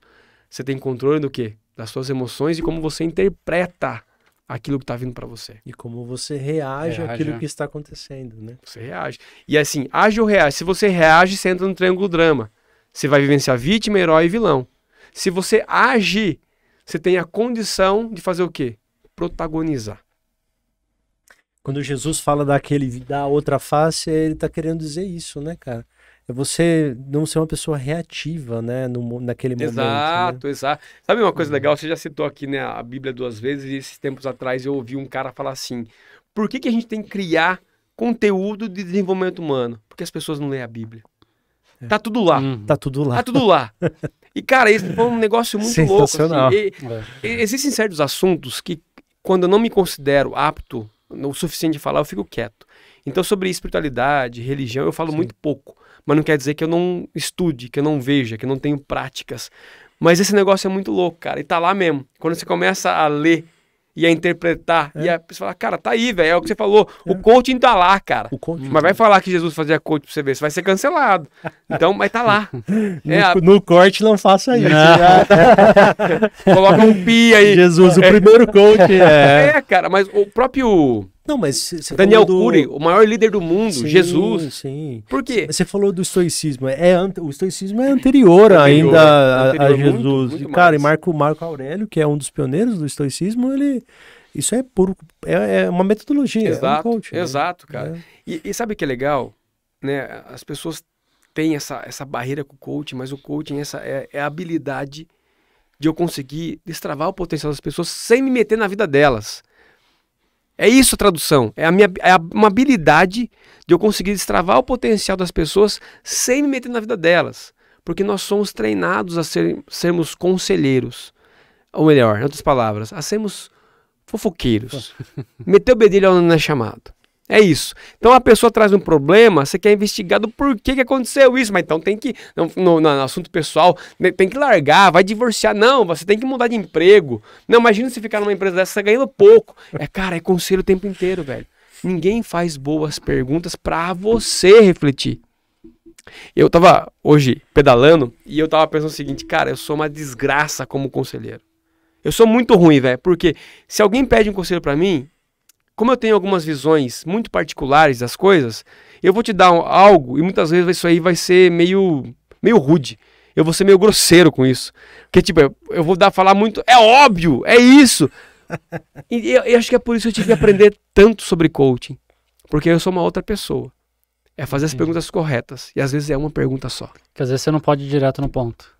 Você nem deve, nem é meu. Então, pra mim, essa filosofia. Se você me traz um problema, amigão, o problema é teu. Porque se eu tocar nisso aí, vai ser meu também. Eu não quero mais problema na minha vida, não. Então, deixa eu te ensinar a construir um pensamento, porque nós temos pontos cegos, cara. Eu não consigo olhar para coisas que você tá vendo daí. Eu não consigo olhar meu rosto daqui. Você tá conseguindo ver. Sim. É isso que um bom coach faz. Ele vai te provocar a falar, caramba, peraí. Né? O que falta para você se ver? Falta um espelho. Eu não tinha pensado nisso. E eu tenho ouvido cada vez mais, né? O óbvio precisa ser dito. Cada vez mais, o óbvio precisa ser dito. Esse negócio é tão interessante, fazendo uma ponte comum do executivo com a liderança, as empresas tendem a esquecer que quanto mais alto o nível que você está numa organização, mais cuidado você tem que ter. E as empresas pensam que é o oposto. Quanto mais maturidade, maior o teu nível corporativo, mais tranquilo. Deixa esse cara mais solto. Não, cara. Você precisa de apoio. Eu lembro que há uns 4 anos atrás, 5 anos atrás, uma uma grande psicóloga aqui de Campinas, me falou que a clientela dela, quase 100%, eram diretores executivos. Estavam procurando apoio. Isso há 4, 5 anos atrás. Você imagina depois da pandemia o que não aconteceu? O que não virou? Cara, as pessoas precisam de apoio porque elas não conseguem enxergar o óbvio. O óbvio precisa ser dito. E existem formas de dizer isso, de provocar isso nas pessoas. O que para mim diferencia uma boa abordagem de coaching, ter um bom coach e uma terapia, é que a terapia vai ajudar você a ir a fundo em questões que estão adormecidas muitas vezes, coisas que você não quer ver. O coach já é mais prático. É você conseguir provocar a pessoa a entrar em ação. Então por isso que as duas coisas casadas são muito boas. Porque uma você consegue ter um autoconhecimento muito profundo, ver aonde as coisas muitas vezes nasceram, como começaram a acontecer, e a outra abordagem é sobre ação. Coaching é sobre ação. Então, o lance de ter coaching numa organização é sobre ter conversas poderosas. E não ficar simplesmente aqui na nuvem. Ah, trocamos uma ideia, pô, legal. Tá bom, fechou. Aquela coisa do brasileiro, vamos fazer churrasco? Vamos marcar aí. E nunca sai. E nunca sai. E o coaching numa organização ajuda a não acontecer isso. Então o que você vai fazer amanhã? O que você pode fazer hoje? Quando, que horas, com quem, o que você precisa. Você pode ir a fundo nisso aí. Para poder ter uma accountability, a responsabilização. Exato. Provocar o protagonismo. Então o coach numa organização não vai tratar tanto o seu lado pessoal, os traumas que você teve. Ou... Nem deveria. Nem a não ser que a pessoa toque nisso. Mas o ponto é, se isso é uma questão para você, né? Se isso é um ponto para você, a minha provocação como coach é o que você está fazendo em relação a isso. Entendi. E não simplesmente ficar, porque... Cara, eu contratei uma vez, eu tô sempre com mentor ou coach na minha jornada. Eu nunca tô sem, tá? E uma vez eu contratei uma coach do time do Tony Robbins. Queria ver como é que era essa parada. Nessa aquela coisa, pô, o cara é tão bom, eu sei que eu não vou conseguir contratar ele, mas ele tem uma equipe. Você pode contratar. Contratei. Era 30 minutos de sessão por semana, durante 6 meses, via ligação. Telefone mesmo. Ah, cara, esse negócio não vai funcionar. Por voz só. Cara, é espetacular. E uma das coisas que essa coach me fazia, eu começava a me vitimizar, ela falava, Marlon, me desculpa, mas o que é fato no que você está contando? Nossa. Caramba. Aí eu pensava comigo assim, por várias vezes eu reclamei para amigos, falando assim, cara, eu tô pagando caro pra caceta, velho. E ela vai me cortar? Cara, é isso. Isso é a diferença. Ela estava me provocando a fazer o quê? Então protagoniza essa parada. Uma vez é você ficar contando esse chororô, o que você vai fazer com isso, cara? Qual é a ação? Qual é a tomada de decisão agora? Pô, isso é animal. Caramba. Uma vez eu fiz acho que eu ganhei uma sessão, assim, sabe, naquela época ainda, né, com o Marcos Rossi. Ele é também do time do Tony Robbins. E ele, cara, nasceu com um problema, né? Ele não tem os braços nem as pernas, né? Ele anda numa cadeira de roda, ele é músico, ele fez curso de coaching, tudo, né? E ele se tornou um dos trainers do Anthony Robbins. Que cara, massa. E aí, a hora que ele falou pra mim assim, qual é o seu problema? Cara, ele na câmera, sem braço. Você olhou. Sem braço, sem perna. Ele falou, qual é o seu problema? Cara do céu, ali eu lembro dessa cena todas as vezes quando eu tenho que sair da minha zona de conflito, né? Então é avaliar mesmo, né? Se o problema é um problema, né? E, na verdade ele não é, né? O antídoto tá sempre ali, né? Aonde se você souber olhar bem o problema, você vai tirar o antídoto para resolver. Exato. Ali naquele... Tem uma outra frase que eu acho massa que é assim, o problema é a solução. É a solução. O problema é a solução, cara. Na faculdade eu tinha medo de apresentação. Eu tinha medo de subir no palco, eu tinha medo de fazer apresentar um PPT. O problema virou a solução. Hoje eu trabalho com isso, hoje eu estou o tempo inteiro fazendo esse tipo de movimento. E o que apareceu no meio? O autoconhecimento, cara. O autoconhecimento. Esse treco de verdade, assim, galera que tá assistindo, não é frase de para-choque de caminhão, cara. Esse treco realmente resolve muita coisa, porque traz a responsabilização. Isso é animal. Mano, é que a gente tá falando aqui, por exemplo, eu até gera um rapport legal, cara, porque eu vivi numa multinacional grande e você tá vivendo também há mais de 15 anos. Mas a gente sabe que a nossa economia, principalmente a do Brasil, ela é... o que faz a base sustentar são os micros e pequenos negócios. E hoje, como um contador, eu falo contador, mas eu sou um empresário contábil, tenho nossa equipe, tudo que atende, mas eu tenho alguns clientes ainda que eu participo muito ativamente, visitando, conversando. Eu percebo que existe essa questão da dificuldade de saber liderar o cara que ele é um microempreendedor, um empreendedor, né? Ele abriu um negócio, tem lá 5, 10, 15, 20, 30 funcionários, mas, cara, ele tenta manter o controle de tudo sobre o domínio dele, né? Num caso de um empreendedor, assim, um pequeno empreendedor, às vezes trazer essa consciência que ele é o líder, não só do time dele, mas o líder que defende a marca, que defende a história da empresa, tal. Cara, como trazer a consciência desse cara que ele precisa ser um bom líder, não o dono da empresa, que manda e todo mundo tem que obedecer? Eu sinto um pouco essa dificuldade quando você está falando de uma hierarquia onde o dono está muito longe, é o acionista, a FDIC. Talvez é fácil, mas quando está o dono ali dentro e ele ainda é muito participativo em todas as atividades, financeiro, comercial, logística, ele quer dar pitaco em tudo e no final ele se impõe como, eu sou o dono, é do meu jeito.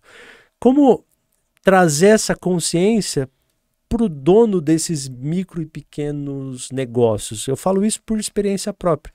Temos muitos clientes que o problema... Cara, vou ser bem real aqui agora. O problema da empresa é ele. É ele. Porque se ele sair da empresa e ficar de férias lá no Haiti... Bem longe. Sabe, ficar de férias, surfando lá no Havaí, o cara resolveu todos os problemas da empresa. Então, é difícil eu falar isso para ele. Né? Eu não quero. Você tem que começar contando assim, sabe quando você leva teu filho na escola e não come em casa, mas na escola ele come? É porque a parada é com os pais, cara. E sabe o que tem interessante nisso? O que eu percebo cada vez mais é que essa liderança, ela vem, né, de escolas, né, da sociedade, onde a gente aprende que para ser empresário, para liderar, você precisa de muita certeza, está buscando por certeza. A certeza ela ativa a tua mente de sobrevivência, cara. Então os empresários, eles não estão pensando muitas vezes na escalabilidade. Tudo bem, isso faz parte, mas internamente a minha identidade é uma identidade de escassez. Exato. De perder, de quebrar, de falir. Exato. E, isso aí pode ter acontecido por diversas questões. Por questões de eu ter vivido isso na pele, inclusive, né, de ter perdido emprego, de ter sido mandado embora, enfim. O que precisa? Precisa de uma nova identidade. Eu falo para as pessoas que transição de carreira é uma nova identidade. Para fazer isso acontecer, tem que estar vivenciando essa identidade já. O cara que quer ser empresário, ele quer empreender, ele precisa entender qual que é a identidade que eu tenho que vestir, ou seja, qual que é a roupa. Eu teve um amigo meu que ele trabalhava com coaching, ele montou a empresa dele de coaching, e aí ele estava na confusão geral ali, cara, empresa, funcionário, e ele chamou um outro coach. E a história de coach, né? chamou um outro coach. E o coach falou pra ele o seguinte: qual é a tua identidade? Que roupa você tá vestindo? A de coach. Você quer ser empresário? Troca a roupa. Troca a mentalidade, cara. Você precisa fazer essa transição. Nós temos diversas identidades. Se eu, Marlon, vou trabalhar na empresa diariamente vestindo a roupa de pai, cara, vai dar merda, velho. Se eu chego em casa e continuo vestindo a roupa de executivo, que eu faço pra caramba, sem querer, vai dar ruim, cara. E de coach, né? Não, de coach don't go there. O coach é o tempo todo, não tem jeito. Não vai rolar, sacou? Então, acho que assim, esse é um ponto importante, porque como eu tô com a minha mentalidade focado na sobrevivência, eu preciso fazer dinheiro entrar. Né? A empresa é sobre a gente ter, né, ali o caixa, tá entrando dinheiro no caixa. Se eu não compreender que eu preciso muitas vezes ter outras pessoas, inclusive, fazendo aquilo que eu não quero fazer ou que eu não consigo fazer, vai dar ruim também. Então eu preciso entender que dentro desse contexto que eu estou corporativo, que identidade que eu quero bancar? Eu quero ter identidade de empresário? Eu, Marlon, por exemplo, por muito tempo, eu mesmo como executivo na empresa, eu não vestia roupa de executivo, eu queria ser o executor. E aí você começa a entrar em conflito. Porque você impede a outras pessoas de crescerem. Porque você está num lugar ali ainda, cara. Então, se você é executivo, Você precisa começar a se transformar em executivo. E não é simples. Cara, eu demorei 1 ano e meio pra sacar isso aí. Pra deixar meu time realmente começar a assumir as coisas e eu ir para outro lugar. Realizar outras coisas. Porque é uma transição. E é por isso que eu acho que um cara de uma startup tá liderando, o cara tá ali, microempresário, ele precisa de um acompanhamento, de um mentor focado o quê? Nas suas human skills ou nas suas inner skills. Soft skill é um termo que eu não gosto, que de soft não tem nada. Então, nessas habilidades. Porque, cara, se eu colocar na mesa aqui a pauta de inteligência artificial ou de segurança psicológica, todo mundo cai aqui, porque isso aqui gera dinheiro, isso aqui mostra resultado, isso aqui tem dashboard. Exatamente. Tem número. Tem indicador. Indicador. Segurança psicológica, você fala assim, tá bom, Marlon, eu sei que a pesquisa de Harvard mostra, a ciência... Eu não compro essa ideia. Perfeito. Então... esse é meu ponto, sabe? Você fala assim, Marlon, me fala uma habilidade que um microempreendedor, o cara da startup, o líder hoje precisa aprender. Eu diria pra vocês, vulnerabilidade. Porque é isso que falta de eu levantar a mão e falar, cara, eu preciso de ajuda, velho. Não dá. Ou eu não sei. Não sei. Não sei. Não sei é a palavra. Não sei é a palavra e eu posso afirmar, inclusive meus amigos que vão assistir esse podcast vão ficar cabreiros, porque eu debati com eles isso. Não sei, a gente tá num movimento novo na empresa, onde a gente vai ter atribuições novas. E, cara, eu tenho que dizer não sei, velho. O primeiro movimento que eu fiz foi chamar as pessoas que eu vou trabalhar, os diretores, e falar: oi, Marlon, eu não sei. É isso. É isso, cara. Isso vai fazer com que a jornada seja leve. Isso é ativação da vulnerabilidade. Em 2019, eu tive a oportunidade de realizar um sonho. Eu fui palestrar nos Estados Unidos na metodologia de coaching que a gente criou na CIT, que a CIT tem a sua própria metodologia de coaching. Show. A gente chama de coaching in 10 minutes, né? Porque colocar coaching na agenda dos líderes, colocar mais uma coisa, não vai funcionar. Isso tem que estar dentro da agenda dos caras, naquilo que eles já fazem. Então, coaching tem que ser um veículo de comunicação e não uma parada obrigatória semanal com 1 hora por 6 meses. Não vai rolar. Tem que ser algo na comunicação. Tem que aprender a me comunicar através dessa habilidade. Então, as pessoas têm que estar aptas a fazer coaching em 10 minutos ou menos. Caso contrário, vai dar ruim. Vai dar ruim, cara. E aí, através desse movimento, né, dos nossos líderes conseguirem realizar isso, eles precisam ativar essa vulnerabilidade. O dizer, eu não sei. Eu não consigo.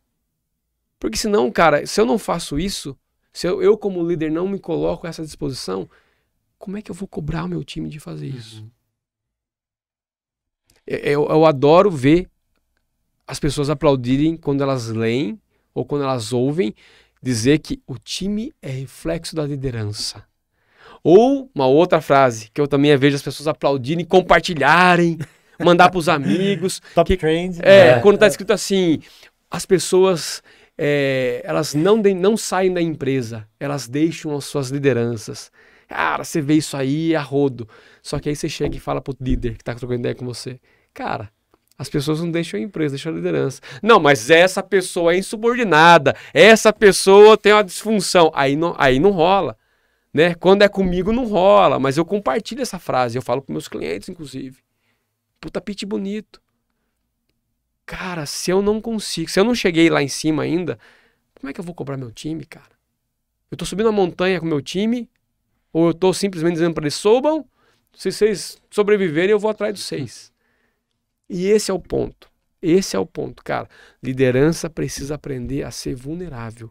E vulnerável não é você simplesmente, eu me despino, gente, eu sou esse problema. Não, cara. É você ter a capacidade de dizer, eu não sei. Não sei, caramba, vou descobrir. Vamos fazer junto. Vamos fazer junto. O líder não tem que ser o cara mais inteligente da mesa, não. Se for, tá errado. Tá errado. Tá errado, cara. Ele precisa conseguir colaborar. É por isso que essa habilidade de coaching, que as pessoas tanto temem, ela é importante. Porque se você tem ela, você é capaz de fazer as provocações corretas numa sala. Esse é o grande ponto. Ô Marlon, você acha que o termo coaching, ele no Brasil, ele teve alguma influência negativa por quem não soube aplicar muito bem a metodologia? Você acha que isso acabou prejudicando ou ajudando essa ciência, essa metodologia? Acho que as duas coisas, né? Para mim foi muito bom. Até hoje eu recebo meme de coaching, da galerinha engraçadinha, até hoje. O coach da montanha. Coach da montanha, o cara lá do Danilo Gentili lá, que tinha não sei o que, o coach lá também, que fazia as piadas. É verdade. Cara, e assim, existem dois movimentos que zoaram. O Brasil vive de meme, né? Então é importante ter algo para banalizar. Fato. A gente tem que ter alguma coisa para virar meme. E eu acho que o excesso, acho que as mídias também distorceram bastante. Teve um cenário de uma novela que foi lá e, levou a pessoa para uma regressão. Isso aí não tem nada a ver com coaching, cara. Não tem nada a ver com coaching, mas beleza, pegou, as pessoas querem zoar, vão zoar. O lance da montanha, o cara, beleza, tudo bem, o cara, ele tem essa formação, mas ele é muitas outras coisas. Ele é pastor, inclusive, mas ninguém fala o pastor, não, é o coach. Cara, tem que ser coach. Ele tentou ser nosso presidente, né? Tentou ser. Então, assim, várias coisas acontecem. Eu acho que tem a pessoa que ela é impactada e não vai buscar informação para conhecer, e aí ela deturpa, ela passa pro vizinho, passa pro outro, isso aqui é coach, não sei o quê. E tem a pessoa que, por não se aprofundar, não entender, não ter uma responsabilidade com aquilo que está fazendo, ela começa a usar de várias coisas e fala que é coach. E aí também as pessoas vão compreender aquilo que elas estão recebendo, né? Então, isso fez com que houvesse essa deturbação da palavra no Brasil, que é muito respeitada fora, cara. É muito engraçado isso aí, né? Se você vai nos Estados Unidos, cara, isso aí é um negócio natural. Ele é natural. Um líder tem que ser coach. Os caras não falam, I'm leading, I'm coaching. É natural, cara. É natural e é valorizado. Porque não tem zoação, porque lá eles entendem que isso é uma habilidade essencial. Inclusive, né, pai da inteligência emocional, Daniel Goleman, cita no seu livro que dentro das 8 habilidades de liderança que ele mais considera importante, coaching é uma delas. Isso está no livro dele de inteligência emocional. Então, esse é o ponto assim que você precisa aprender a surfar, né, quando acontecem essas coisas. Ou você vai vender lenço ou você vai comprar o lenço. E Exato. Eu acho que consegui utilizar muito bem isso na empresa. Eu fui um evangélico de coaching na empresa. Chato pra caramba. Andava com a Bíblia do coaching lá na empresa, querendo converter todo mundo. Então as pessoas falavam, eu tô fazendo coaching. Então conta pra mim, o que é coaching? Qual é a definição? Cara, chato pra caramba. Manja, o exagero inicial da carreira por querer defender o negócio e tudo mais, pra não cair na banalização ali dentro. Então eu era o delegado também de coaching. Mas eu acho que eu consegui... talvez não para todo mundo, mas para a grande maioria, trazer a mensagem real do que é o coaching, como é que ele é poderoso. Por quê? Porque eu apliquei em mim primeiro. Eu fui minha própria cobaia. Cara, você sabe como é que eu treinei coaching na minha vida? Antes de ir para a China, o grande treino meu foi ficar na Starbucks todo dia, cara, oferecendo coaching de graça para as pessoas. Olha que legal. Eu ficava lá no Cambuí, eu saí da empresa às 5, chegava no Cambuí às 6, eu ficava lá, das 6 às 10, ofertando coaching para as pessoas. Eu fiz muita sessão de coaching com pessoas que eu nunca mais vi na minha vida, ali. Mas tomei muito não. Mas ganhei muito cafezinho também. Por quê? Porque eu queria treinar essa parada, cara. Eu queria ver o quanto que esse negócio era real ou não era real. E aí eu fui mais fortalecido pra China, porque eu já tinha praticado esse negócio, cara. Por isso que não é intuitivo. Muita gente sai de formação, acha que é intuitivo, porque eu li um livro, porque eu fiz um curso, e eu quero aplicar nas pessoas. Aí ela se depara com o quê? Com uma situação muito crítica, com alguém que tá ali com uma questão até depressiva, e você quer enfrentar isso, porque você é coach. E aí você leva as pessoas para um buraco. Aí essa pessoa vai dar um feedback em rede social que ela teve um coach que falou isso para ela e piorou mais a situação ainda. Pronto, ferrou. Esse é o grande ponto, cara. Eu tenho muitas pessoas na empresa que eu conheço que tiveram situações muito negativas com famosos coaches. Por quê? Porque foi lá e queria um movimento e o coach se empolgou demais, quis bancar o médico, o psiquiatra, o psicólogo. E esse é o ponto. De novo, a identidade. Eu sei que o coach não é eu não vejo mais o coach como hoje um papel, o cara do boné. Não, é uma habilidade. Eu tô aqui como líder. E como líder eu tenho essa habilidade aqui de fazer perguntas, de começar, de ter estratégias que eu vou provocar você a pensar fora da caixa. Se você disse sim ou não, cara, é com você. E muita gente não suporta essa habilidade, sabe por quê? Porque ela exige que você se despeça dentro do mundo corporativo de um treco chamado ego. Quando eu aconselho, eu ganho louro, cara. Eu te aconselhei, você deu certo, mas eu sou o cara. esse cara sou eu, né? Vem pra mim, cara. Porque eu aconselhei, falei pra você, ó, vai lá e faz esse movimento, vai lá e fala isso. Aí você vai e faz, você fala, tá vendo? Eu que influenciei o ego você, só cara. aumenta, né? Quando você faz o coaching, cara, é com você. O protagonista é você. O protagonista é você. É. E para muito líder, colocar as pessoas em evidência... Eu acho que aquela palavra que você acabou de dizer é o que define o coach, né? Coach é provocação, né? É isso. Você tá ali o tempo todo só provocando e... Né? É conseguir ajudar as pessoas a dar o próximo passo. Não resolver a vida delas. É o próximo passo. É assim que a gente criou nossa metodologia na empresa. Por que 10 minutos? Porque eu não tô aqui para resolver a tua vida, amigão. Eu tô aqui para ajudar você a dar o próximo passo. Você tá travado num passo, você tá a um passo de poder sair disso aqui. Então vamos lá, em 10 minutos. É uma conversa, é saber da mentalidade. E por que as pessoas não conseguem fazer em menos de 10 minutos? Ou as escolas não ensinam isso? Porque elas entram na curiosidade do problema. A primeira vez que eu estudei coach, eu sentei com uma psicóloga e uma advogada. Nossa. E eu estava ali como observador. Eu sabia que ia dar ruim aquilo ali. Cara, a advogada disse, o meu problema é porque eu estou achando que o meu marido me trai. A outra já soltou, você tem que divorciar. Hoje, você é mulher, empodera-se, vão. Cara, é só fazer perguntas. É só fazer perguntas. Mas não, eu vou lá e dou conselho. E se ela não quer? Mas aí, pelo calor do momento, ela faz. Sacou? É isso que ferra todo esse processo de coaching que as pessoas aprendem por aí. Mas não é, cara. A primeira pergunta deveria ser, como é que eu te ajudo? Como é que eu te ajudo? O que você quer ter da nossa conversa hoje? Você quer sair desse papo aqui de 10 minutos? Como? Se sentindo como? Pô, é isso, cara. Então repete pra mim o teu problema. A pessoa repetiu, ela aprende de novo.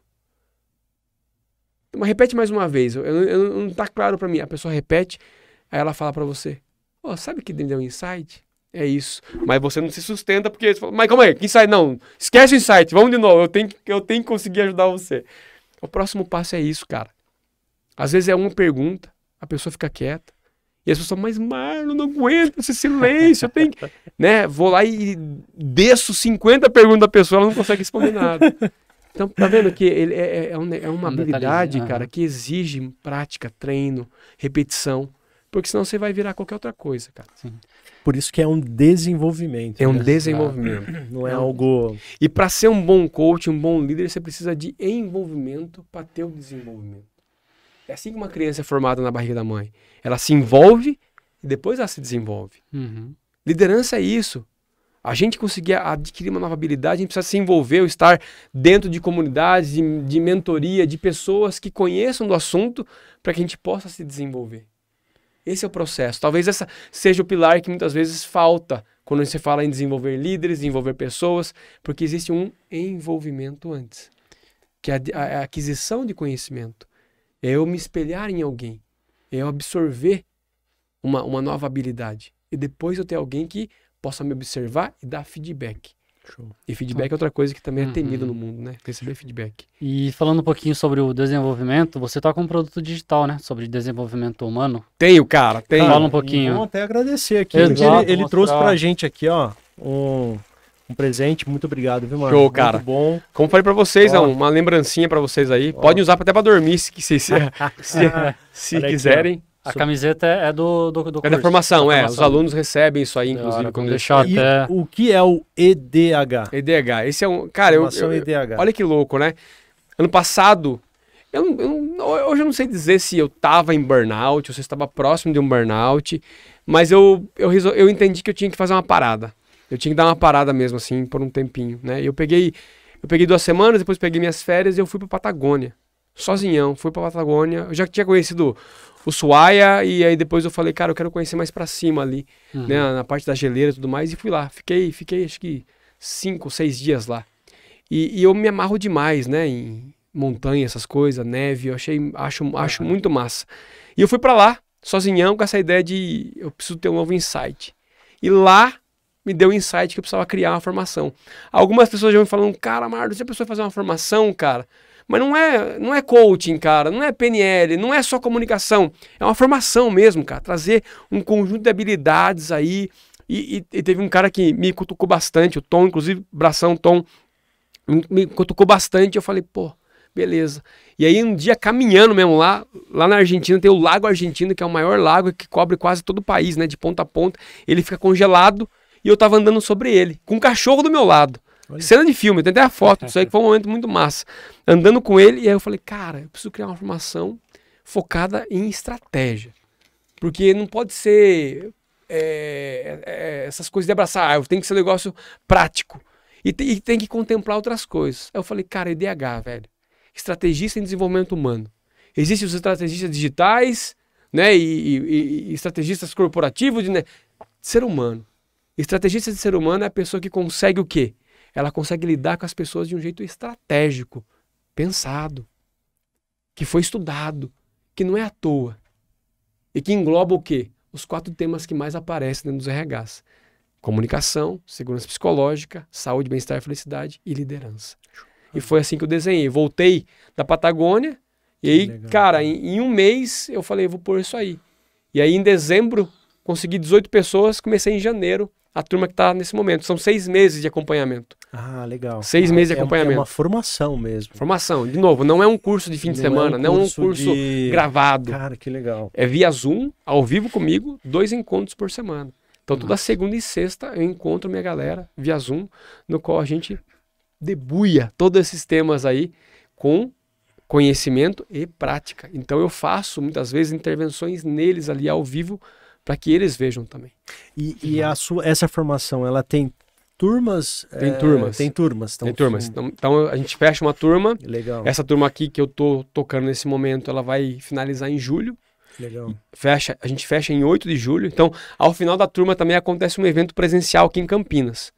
Então, no dia 8 de julho eu vou ter um evento com a galera num hotel aqui, no qual todo mundo vai se conhecer. Tem 2 alunos da Suécia comigo, tem pessoas do Brasil todo, e aí a gente se conecta para poder fazer um fechamento mesmo. E também tocar em alguns assuntos que o online não permite muitas vezes. Né? Sim. Então tem essa lapidação desse dia todo dentro de um hotel comigo. E aí dia 17 de julho já começa a turma nova. Tem 3 pessoas inscritas nesse momento aí para poder começar essa turma aí, e que vai ter 6 meses de duração também. Quando o Eduardo Bambrila veio aqui, ele comentou de uma formação dele também, que é de comunicação, né? A pessoa perdeu o medo de falar na frente da TV, na frente da câmera, colocar para fora, né, os conhecimentos dela, mas se comunicando, aprender a se comunicar. E eu fiz um desafio com ele. Falei, cara, um desafio para a gente poder participar disso com você e talvez levar isso para os nossos clientes também. Eu acho que isso aqui é fundamental, cara, para toda a nossa base, não só de clientes, mas de stakeholders. Cara, eu tenho um sonho com isso aqui, de verdade. Eu acho que isso aqui é a base, cara. Para mim, eu não criei à toa. Eu sei que eu não criei à toa isso aqui. Para mim, isso aqui tem que estar dentro dos RHs. Exatamente. Sabe por quê? Porque hoje nos RHs, o conhecimento é de gestão. MBA em o que você tem? Em gestão de recursos humanos. Em o que? Eu fiz administração. Estratégia em pessoas, velho. Eu conheci a estratégia de pessoas. Aprender a tocar o coração, a emoção, com respeito. Show. Com respeito. Sabendo o teu limite. Sabendo o limite das pessoas. Cara, essa formação a gente explora ali na veia. O que é importante para você, cara? Para você. Quais são os seus critérios reais de valores? Por que você tá onde você tá hoje? Uma pergunta que eu fiz na última sessão. Por que você não recebeu aquilo que você está buscando ainda? Ou a promoção, ou o cargo novo? Por quê? Que ainda não aconteceu? O que te impede de fazer isso? Então, assim, eu estou treinando pessoas para que elas sejam especialistas em pessoas. Só que elas passam pela parada, cara. Show de bola. Elas passam, elas são desafiadas a fazer com elas. Agora, eu que vou fazer um desafio com ele. Marlon, vamos trazer essa formação aqui com uma condição bem bacana para os nossos parceiros e clientes. Bora. Vamos junto. Vamos colocar isso como benefício para assessorando? Com certeza. Então, a partir de hoje, então, um parceiraço nesse projeto. Eu tô junto com você. Tamo junto, cara. Conta comigo e, pô, com o maior prazer. Dentro da formação tem um assunto, que é a segurança psicológica. Legal. Essa é uma outra coisa que eu tô obstinado. Isso tem que estar dentro das escolas, cara. Isso que eu ia comentar. Eu criei até um curso online à parte. Eu tava até a semana passada vendendo esse curso a R$97 para todo mundo poder comprar essa parada, velho. Pais, educadores, líderes têm que conhecer essa parada aí. Segurança psicológica. Vocês já leram o livro do Napoleão Hill lá, que ele fala sobre Como que é mesmo? Ele entrevista o diabo. Como que é o nome do livro? Mais Esperto que o Diabo. Mais Esperto que o Diabo, cara. Esse livro é animal. E, logicamente, a metáfora do diabo é a mentalidade das pessoas. Sem dar spoiler aqui, mas tem uma passagem no livro que é muito massa, que ele fala, cara, quais são os 3 diabos? Educadores, religiosos e os pais. E ele faz um parênteses, todos os influenciadores de pessoas. É isso, cara. Então a gente precisa aprender a compreender mais sobre nós, sobre a nossa mente, porque a mente mente. O coração faz a gente agir. Essa é a minha conexão, essa é a minha convicção. Isso está tão legal que a minha esposa é terapeuta e ela toca grupos com mulheres, mães empreendedoras, né? Com várias vivências. Que legal. E ela me deu um espaço de começar a trazer um pouco disso dentro ali também. Que legal. Porque ela vai para um nível mais profundo. Que legal. Mas se não voltar para ação, para implementação, cara, não vai funcionar. Não tem mágica. Não tem mágica. É massa escrito mágica. Vocês estão ligados que tem que entrar em ação. Essa mágica acontece quando as pessoas praticam. Exatamente. Quando elas colocam a mão na massa. Exatamente. E elas experimentam, por mais que elas errem. E esse é o ponto aqui. Esse é o ponto aqui, cara. E é um fluxo sempre de melhoria contínua, né? Sempre é um processo que nunca pode parar. E tá tudo certo. Errar, aprender, corrigir, melhorar. Esse é o pilar número 3, a liderança, inclusive, que vocês viram na apresentação lá. Melhoria contínua, cara. Melhoria contínua. Eu tenho que saber implementar isso aí. Eu tenho que ter essa disposição em olhar e falar, cara, o que dá para ser melhor? O que eu aprendi com isso? O que eu posso fazer diferente? E acho que isso vai muito de encontro ao que você fala sempre, né? Que feito é melhor que não feito. Então, antigamente o pessoal falava que feito é melhor que perfeito. Eu falei, não, cara, tem uma coisa errada aí. Feito é melhor Começa que a fazer e vai melhorando. Cara, é animal. Gostei. Vou usar isso aí no meu treinamento, cara. Pode usar. Porque ficou muito normal no meio digital aí. Feito é melhor que perfeito. Eu falei, não, feito é o melhor que o não feito. Porque o pessoal já olha pra perfeição e fala, cara, mas ninguém é perfeito. Aí você vai nessa seara toda aí, né? Mas exatamente, cara. Feito é melhor que você não ter feito nada. Exato. Você já fez alguma coisa, massa. Exato. Massa, cara. E esse é um outro item que os líderes precisam aprender a valorizar nas pessoas. Apreciar aquilo que elas fizeram. Por mais que não tenha atingido os resultados. Aprecie. Cara, você falou de uma coisa lá que... Isso que eu falo, né? Quando grava, fica registrado no nosso DNA, né? De você saber reconhecer a ação da pessoa. Quando você falou, poxa... Valorize o esforço. Cara, valorize o esforço. Exato. Cara, aquilo ali pra mim foi acho que mudou meu DNA, cara. Vocês estão ligados que não é comum, né? Não. O comum é apontar o erro. Exatamente. O comum é olhar e falar assim, pô, Duca, mas, cara, podia estar... Pô, o cara trabalhou pra caramba, olha o que ele montou aqui. Até aquela sua palestra, Marlon, confesso, cara, que eu utilizava de técnicas, mas eu sempre olhava aonde tá falhando. A partir daquele dia, cara, o meu mindset mudou. Que massa, cara. Pô, valorize o esforço. Que massa. Valorize o esforço. E é um ajuste, né? É uma coisinha básica. E é isso que os líderes deveriam se atentar. Eu tô aqui para ajustar. Exatamente. Ajudar você a ajustar a sua rota. Exato. E não para dizer o que você tem que fazer, e nem para ficar cutucando, cara. Mas olha esse problema aqui, olha esse reporte aqui, ele tinha que estar nesse formato. Cara, fala sobre o esforço, valoriza o esforço. E hoje, antes de vir para cá, né, nós temos uma equipe lá e, cara, eu tô vendo já um erro acontecendo já há vários dias, né?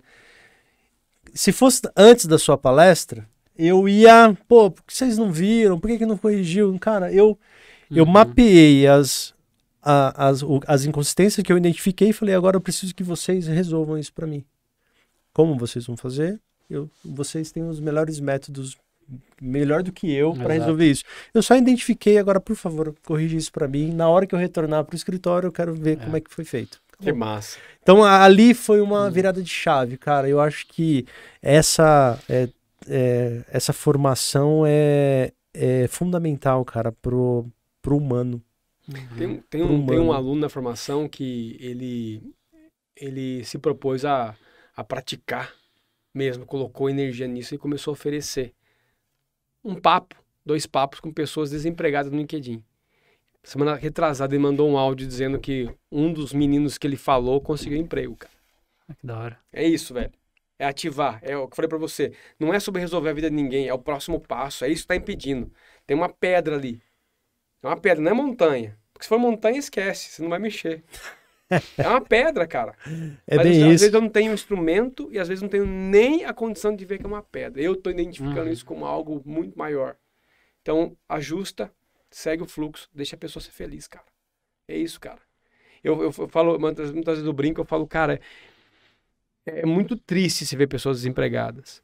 Mas eu não me conformo em ver pessoas de TI desempregada. Tem espaço pra todo mundo, cara. TI, velho. TI, cara. Então tem alguma coisa que está bloqueando. Tem alguma coisa que está bloqueando. E na pandemia, eu montei um podcast chamado Boteco Terapêutico com outros 2 amigos. E era para ser um papo, e evoluiu para mentorias. Olha que legal. E a gente começou a fazer mentorias online com pessoas, totalmente gratuito. Então, a gente pegava só lá a hashtag Open to Work no LinkedIn e convidava as pessoas. Algumas vinham e algumas diziam assim, mas eu queria mesmo um emprego. Sacou? Cara, as pessoas não estão predispostas a serem provocadas para que elas possam também dar o próximo passo. E aí a gente não interfere, cara. É o controle, manja. Eu não tenho controle sobre isso. Se ela não quer, eu aceito. Eu aceito. E tá tudo bem. Tá tudo bem. E tinha pessoas que vinham ali e a gente provocava elas. Tem pessoas que deu relato que mudaram de emprego, conseguiram emprego, por um papo de 1 hora numa live no Instagram. Por quê? Você faz as perguntas certas, cara. Você mexe ou não tem que mexer? Mexe ou não tem que mexer? Tony Robbins fala isso, cara. O pessoal pergunta pra ele, você não tem medo de falar as coisas que você fala? Fala, eu não falo nada pras pessoas. Eu observo a fisiologia. Eu vejo o que o corpo tá dizendo. Quando eu consigo encontrar uma congruência ou uma incongruência, eu vou na jugular. Que é ali que tá o problema. Eu provoco. Exato. Eu acho que é essencial esse papo aqui, né? Cara, todo mundo tem que assistir esse podcast. Que honra te conhecer. Que cara, honra aqui, agora a gente se aproximar de você. Queremos que, além de só um convidado, que a gente se estreite aí e que a gente se... Eu quero virar cliente de vocês. Já viu alguém falar isso? Eu quero virar cliente, cara. Eu gostei demais do hub de soluções que vocês têm. De verdade, cara. Eu acho que hoje eu vivo, né, 2 realidades de profissional. Uma como CLT, como executivo, e a outra como empreendedor. E aquilo que eu falei pra vocês, né? Acho que um dos pontos importantes é reconhecer que você não consegue fazer tudo, você nem deve, cara. Saúde mental em primeiro lugar. E você tem ambientes, tem soluções que ajudam a facilitar isso, e muitas pessoas não empreendem por não querer tocar em certos assuntos, como muito tempo eu fiquei, cara, eu não gosto de contabilidade, não quero mexer com isso. Cara, nossa... Não, cara. Se tem pessoas que sabem fazer isso, e eu tô sentindo e vendo aqui quanto que vocês fazem isso também de coração, pô, já quero pra mim, velho. Cara, muito legal. Muito legal. Muito massa, de verdade. Eu acho que a ideia mesmo é essa, trazer soluções, né? Fazer com que você viva o seu propósito e aquilo que faz parte do seu propósito, a gente tem ali qualidade para poder te entregar. Põe energia naquilo que você faz bem. Exatamente. Foca naquilo que você entrega valor e o resto a gente cuida aqui e te dá todo o subsídio para que você não tenha problemas ou inconsistências aí com outros fatores, né?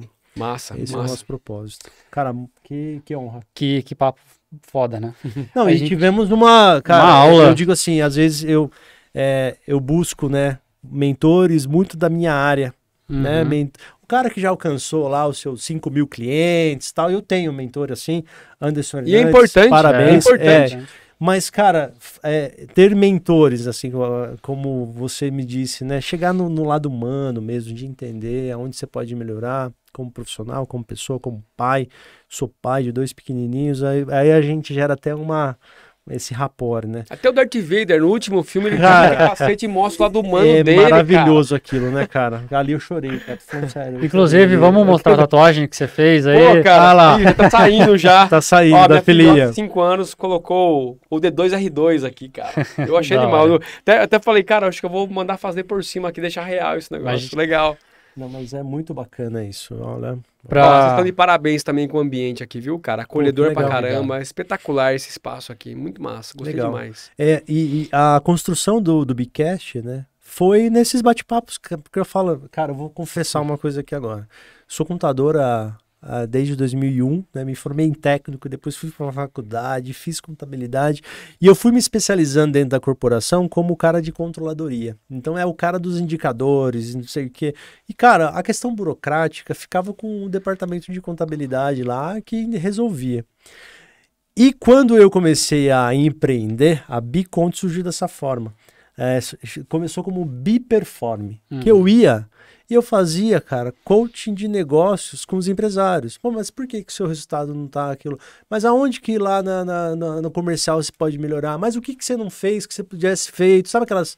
Eu fui fazer isso, cara.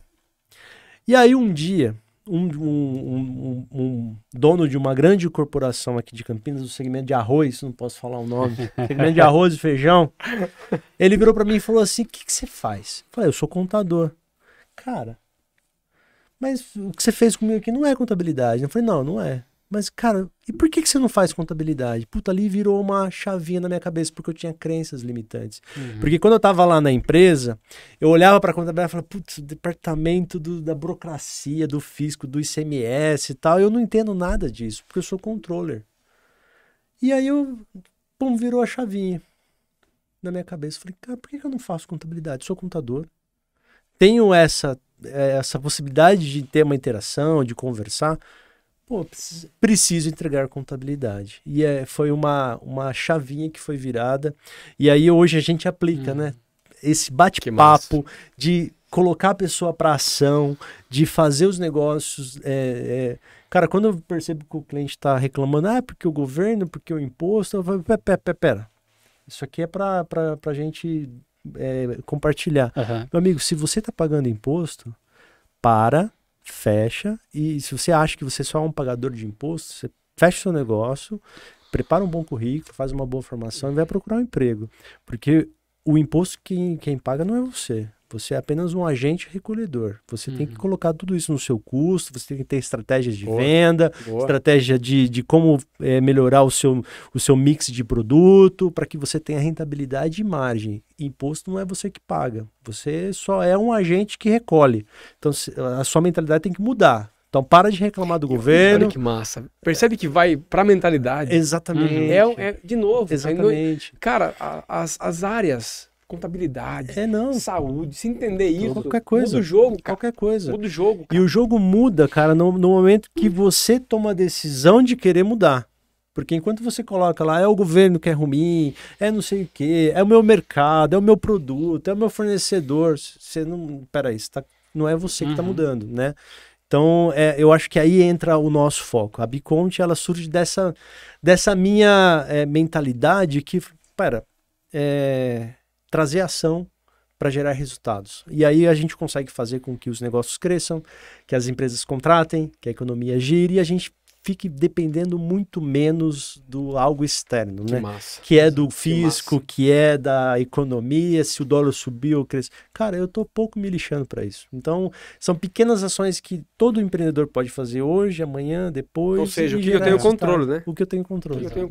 Por isso que eu fiz muita questão de trazer você aqui, mano, pra gente trocar essa ideia e levar esses insights para os empreendedores, ou para quem quer empreender, ou para quem está no nosso meio, né? Quem está criando aí uma startup, porque às vezes para numa crença. Exato. E às vezes é um projeto tão legal, cara. O Thales que criou aquela empresa do táxi, né? Como é que chama? Easy Taxi. O Thales sempre fala isso. Pô, se eu não tivesse acreditado no meu projeto, cara, talvez não teria criado, né? Então... Muito louco, né? Porque às vezes a expectativa tá tanto no externo, do que as pessoas vão falar, do julgamento, que eu não concretizo aquilo que tá no coração palpitando. Exatamente. Eu acho que você veio com muitos insights para isso. Te agradeço de coração. Gratidão, galera. Pela verdade. Né? Foi animal. Obrigado. Mas antes da gente encerrar, tem aquela perguntinha de praxe. Tem uma de pergunta todo episódio. Eu acho que aí a gente percebe se o convidado assistiu todos os episódios ao final. Aí todos já vou ser vou ser honesto. Não. Os episódios, né, são alguns aqui tem um papo que já durou quase 2 horas, até mais. Já, 2h15, foi o recorde. E, cara, no final eu faço uma pergunta que talvez aí é uma pergunta de coaching para coach. Bosh. Marlon, o que te move?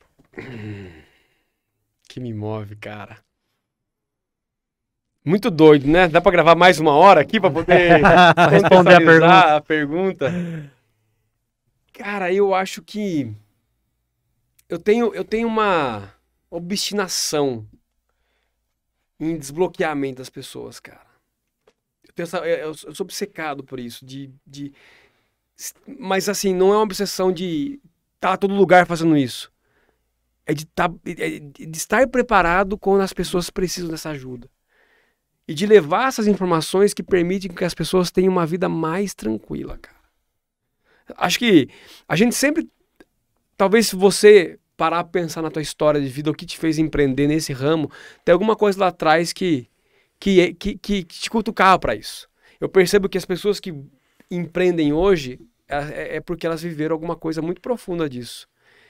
Eu vivi uma jornada profissional no começo da minha carreira muito trágica. Tive assédio moral. Por quê? Por falta de conhecimento, cara. Quando eu entrei para a CIT e eu fui me preparando, porque o ambiente também me permitiu me preparar, cara, minha jornada só aconteceu. Decolou. Eu acho que é uma coisa até que eu falo pouco. Cara, pô, eu cheguei num cargo executivo sendo um cara com TDAH, que não consegue focar, né? E que esse é o estereótipo, não consegue focar e é difícil ler livro. Cara, eu cheguei lá, velho. Mas por quê? Porque eu aprendi sobre ser humano, eu aprendi sobre mim. Então eu acho que o autoconhecimento, ele precisa chegar em todo lugar. Mas autoconhecimento de qualidade. Não só as baboseiras, não só as frases bonitas de para-choque caminhão, encontre seu propósito. Não, cara. É com guiança, é com carinho, é com cuidado, é com respeito. É valorizando as pessoas e permitindo as pessoas serem quem elas são. Eu acho que esse para mim é o que faz acordar de manhã, saca? E trabalhar. Eu posso estar sendo hoje um facilitador na jornada de alguma pessoa. Fazendo essa pessoa parar de trabalhar. Cara, tem vários casos. O último caso de coach individual que eu atendi mesmo, o cara, ele achava que o assédio moral que ele tinha na empresa dele era ok, que as empresas eram assim. Por tanto tempo que ele estava na empresa e pela elevada idade dele, ele achava que o mundo era assim, que não existia outras oportunidades. E o cara sendo massacrado, cara. Os líderes ganhando todos os elogios de coisas que ele fazia e ele lá quieto, na dele. E aí quando você começa a cutucar, falar valores, vamos entender valores. Seus valores. O que você quer de verdade? O cara tá em outra empresa hoje, velho. Sensacional. Ele tá em outra empresa. Esse é um case, assim, concretizando o que você me perguntou.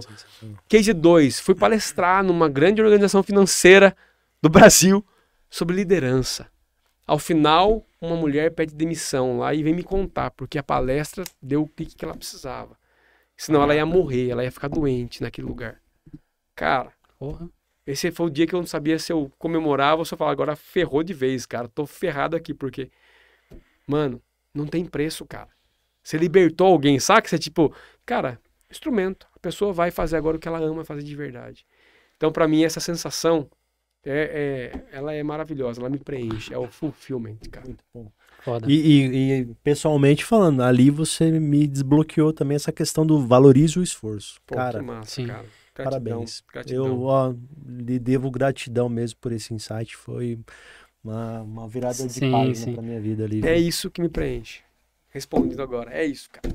Parabéns. Não vou falar mais, senão Muito eu vou chorar.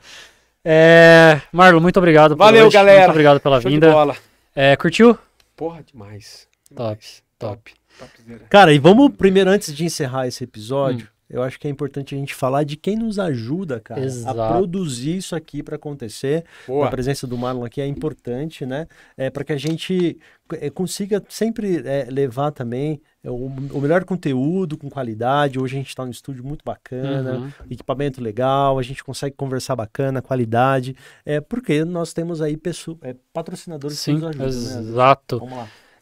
Duca Estúdio Podcast, o melhor estúdio de podcast de Campinas e região.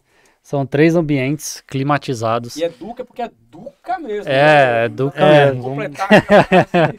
Então, galera, produção de podcast. O legal é que o Duca não faz só a produção. Ele ajuda também com o roteiro. Ele dá uns toques se não tá muito legal, o que a pessoa pode melhorar. Então, ele tem essa visão e consegue te ajudar. Lembrando que para associados, para membros aqui da Assessorando, tem aquele valorzinho especial, né, Duca? Então, a gente vai deixar o contato aqui embaixo, só procurar o Duca e falar que veio pela Assessorando. Beleza?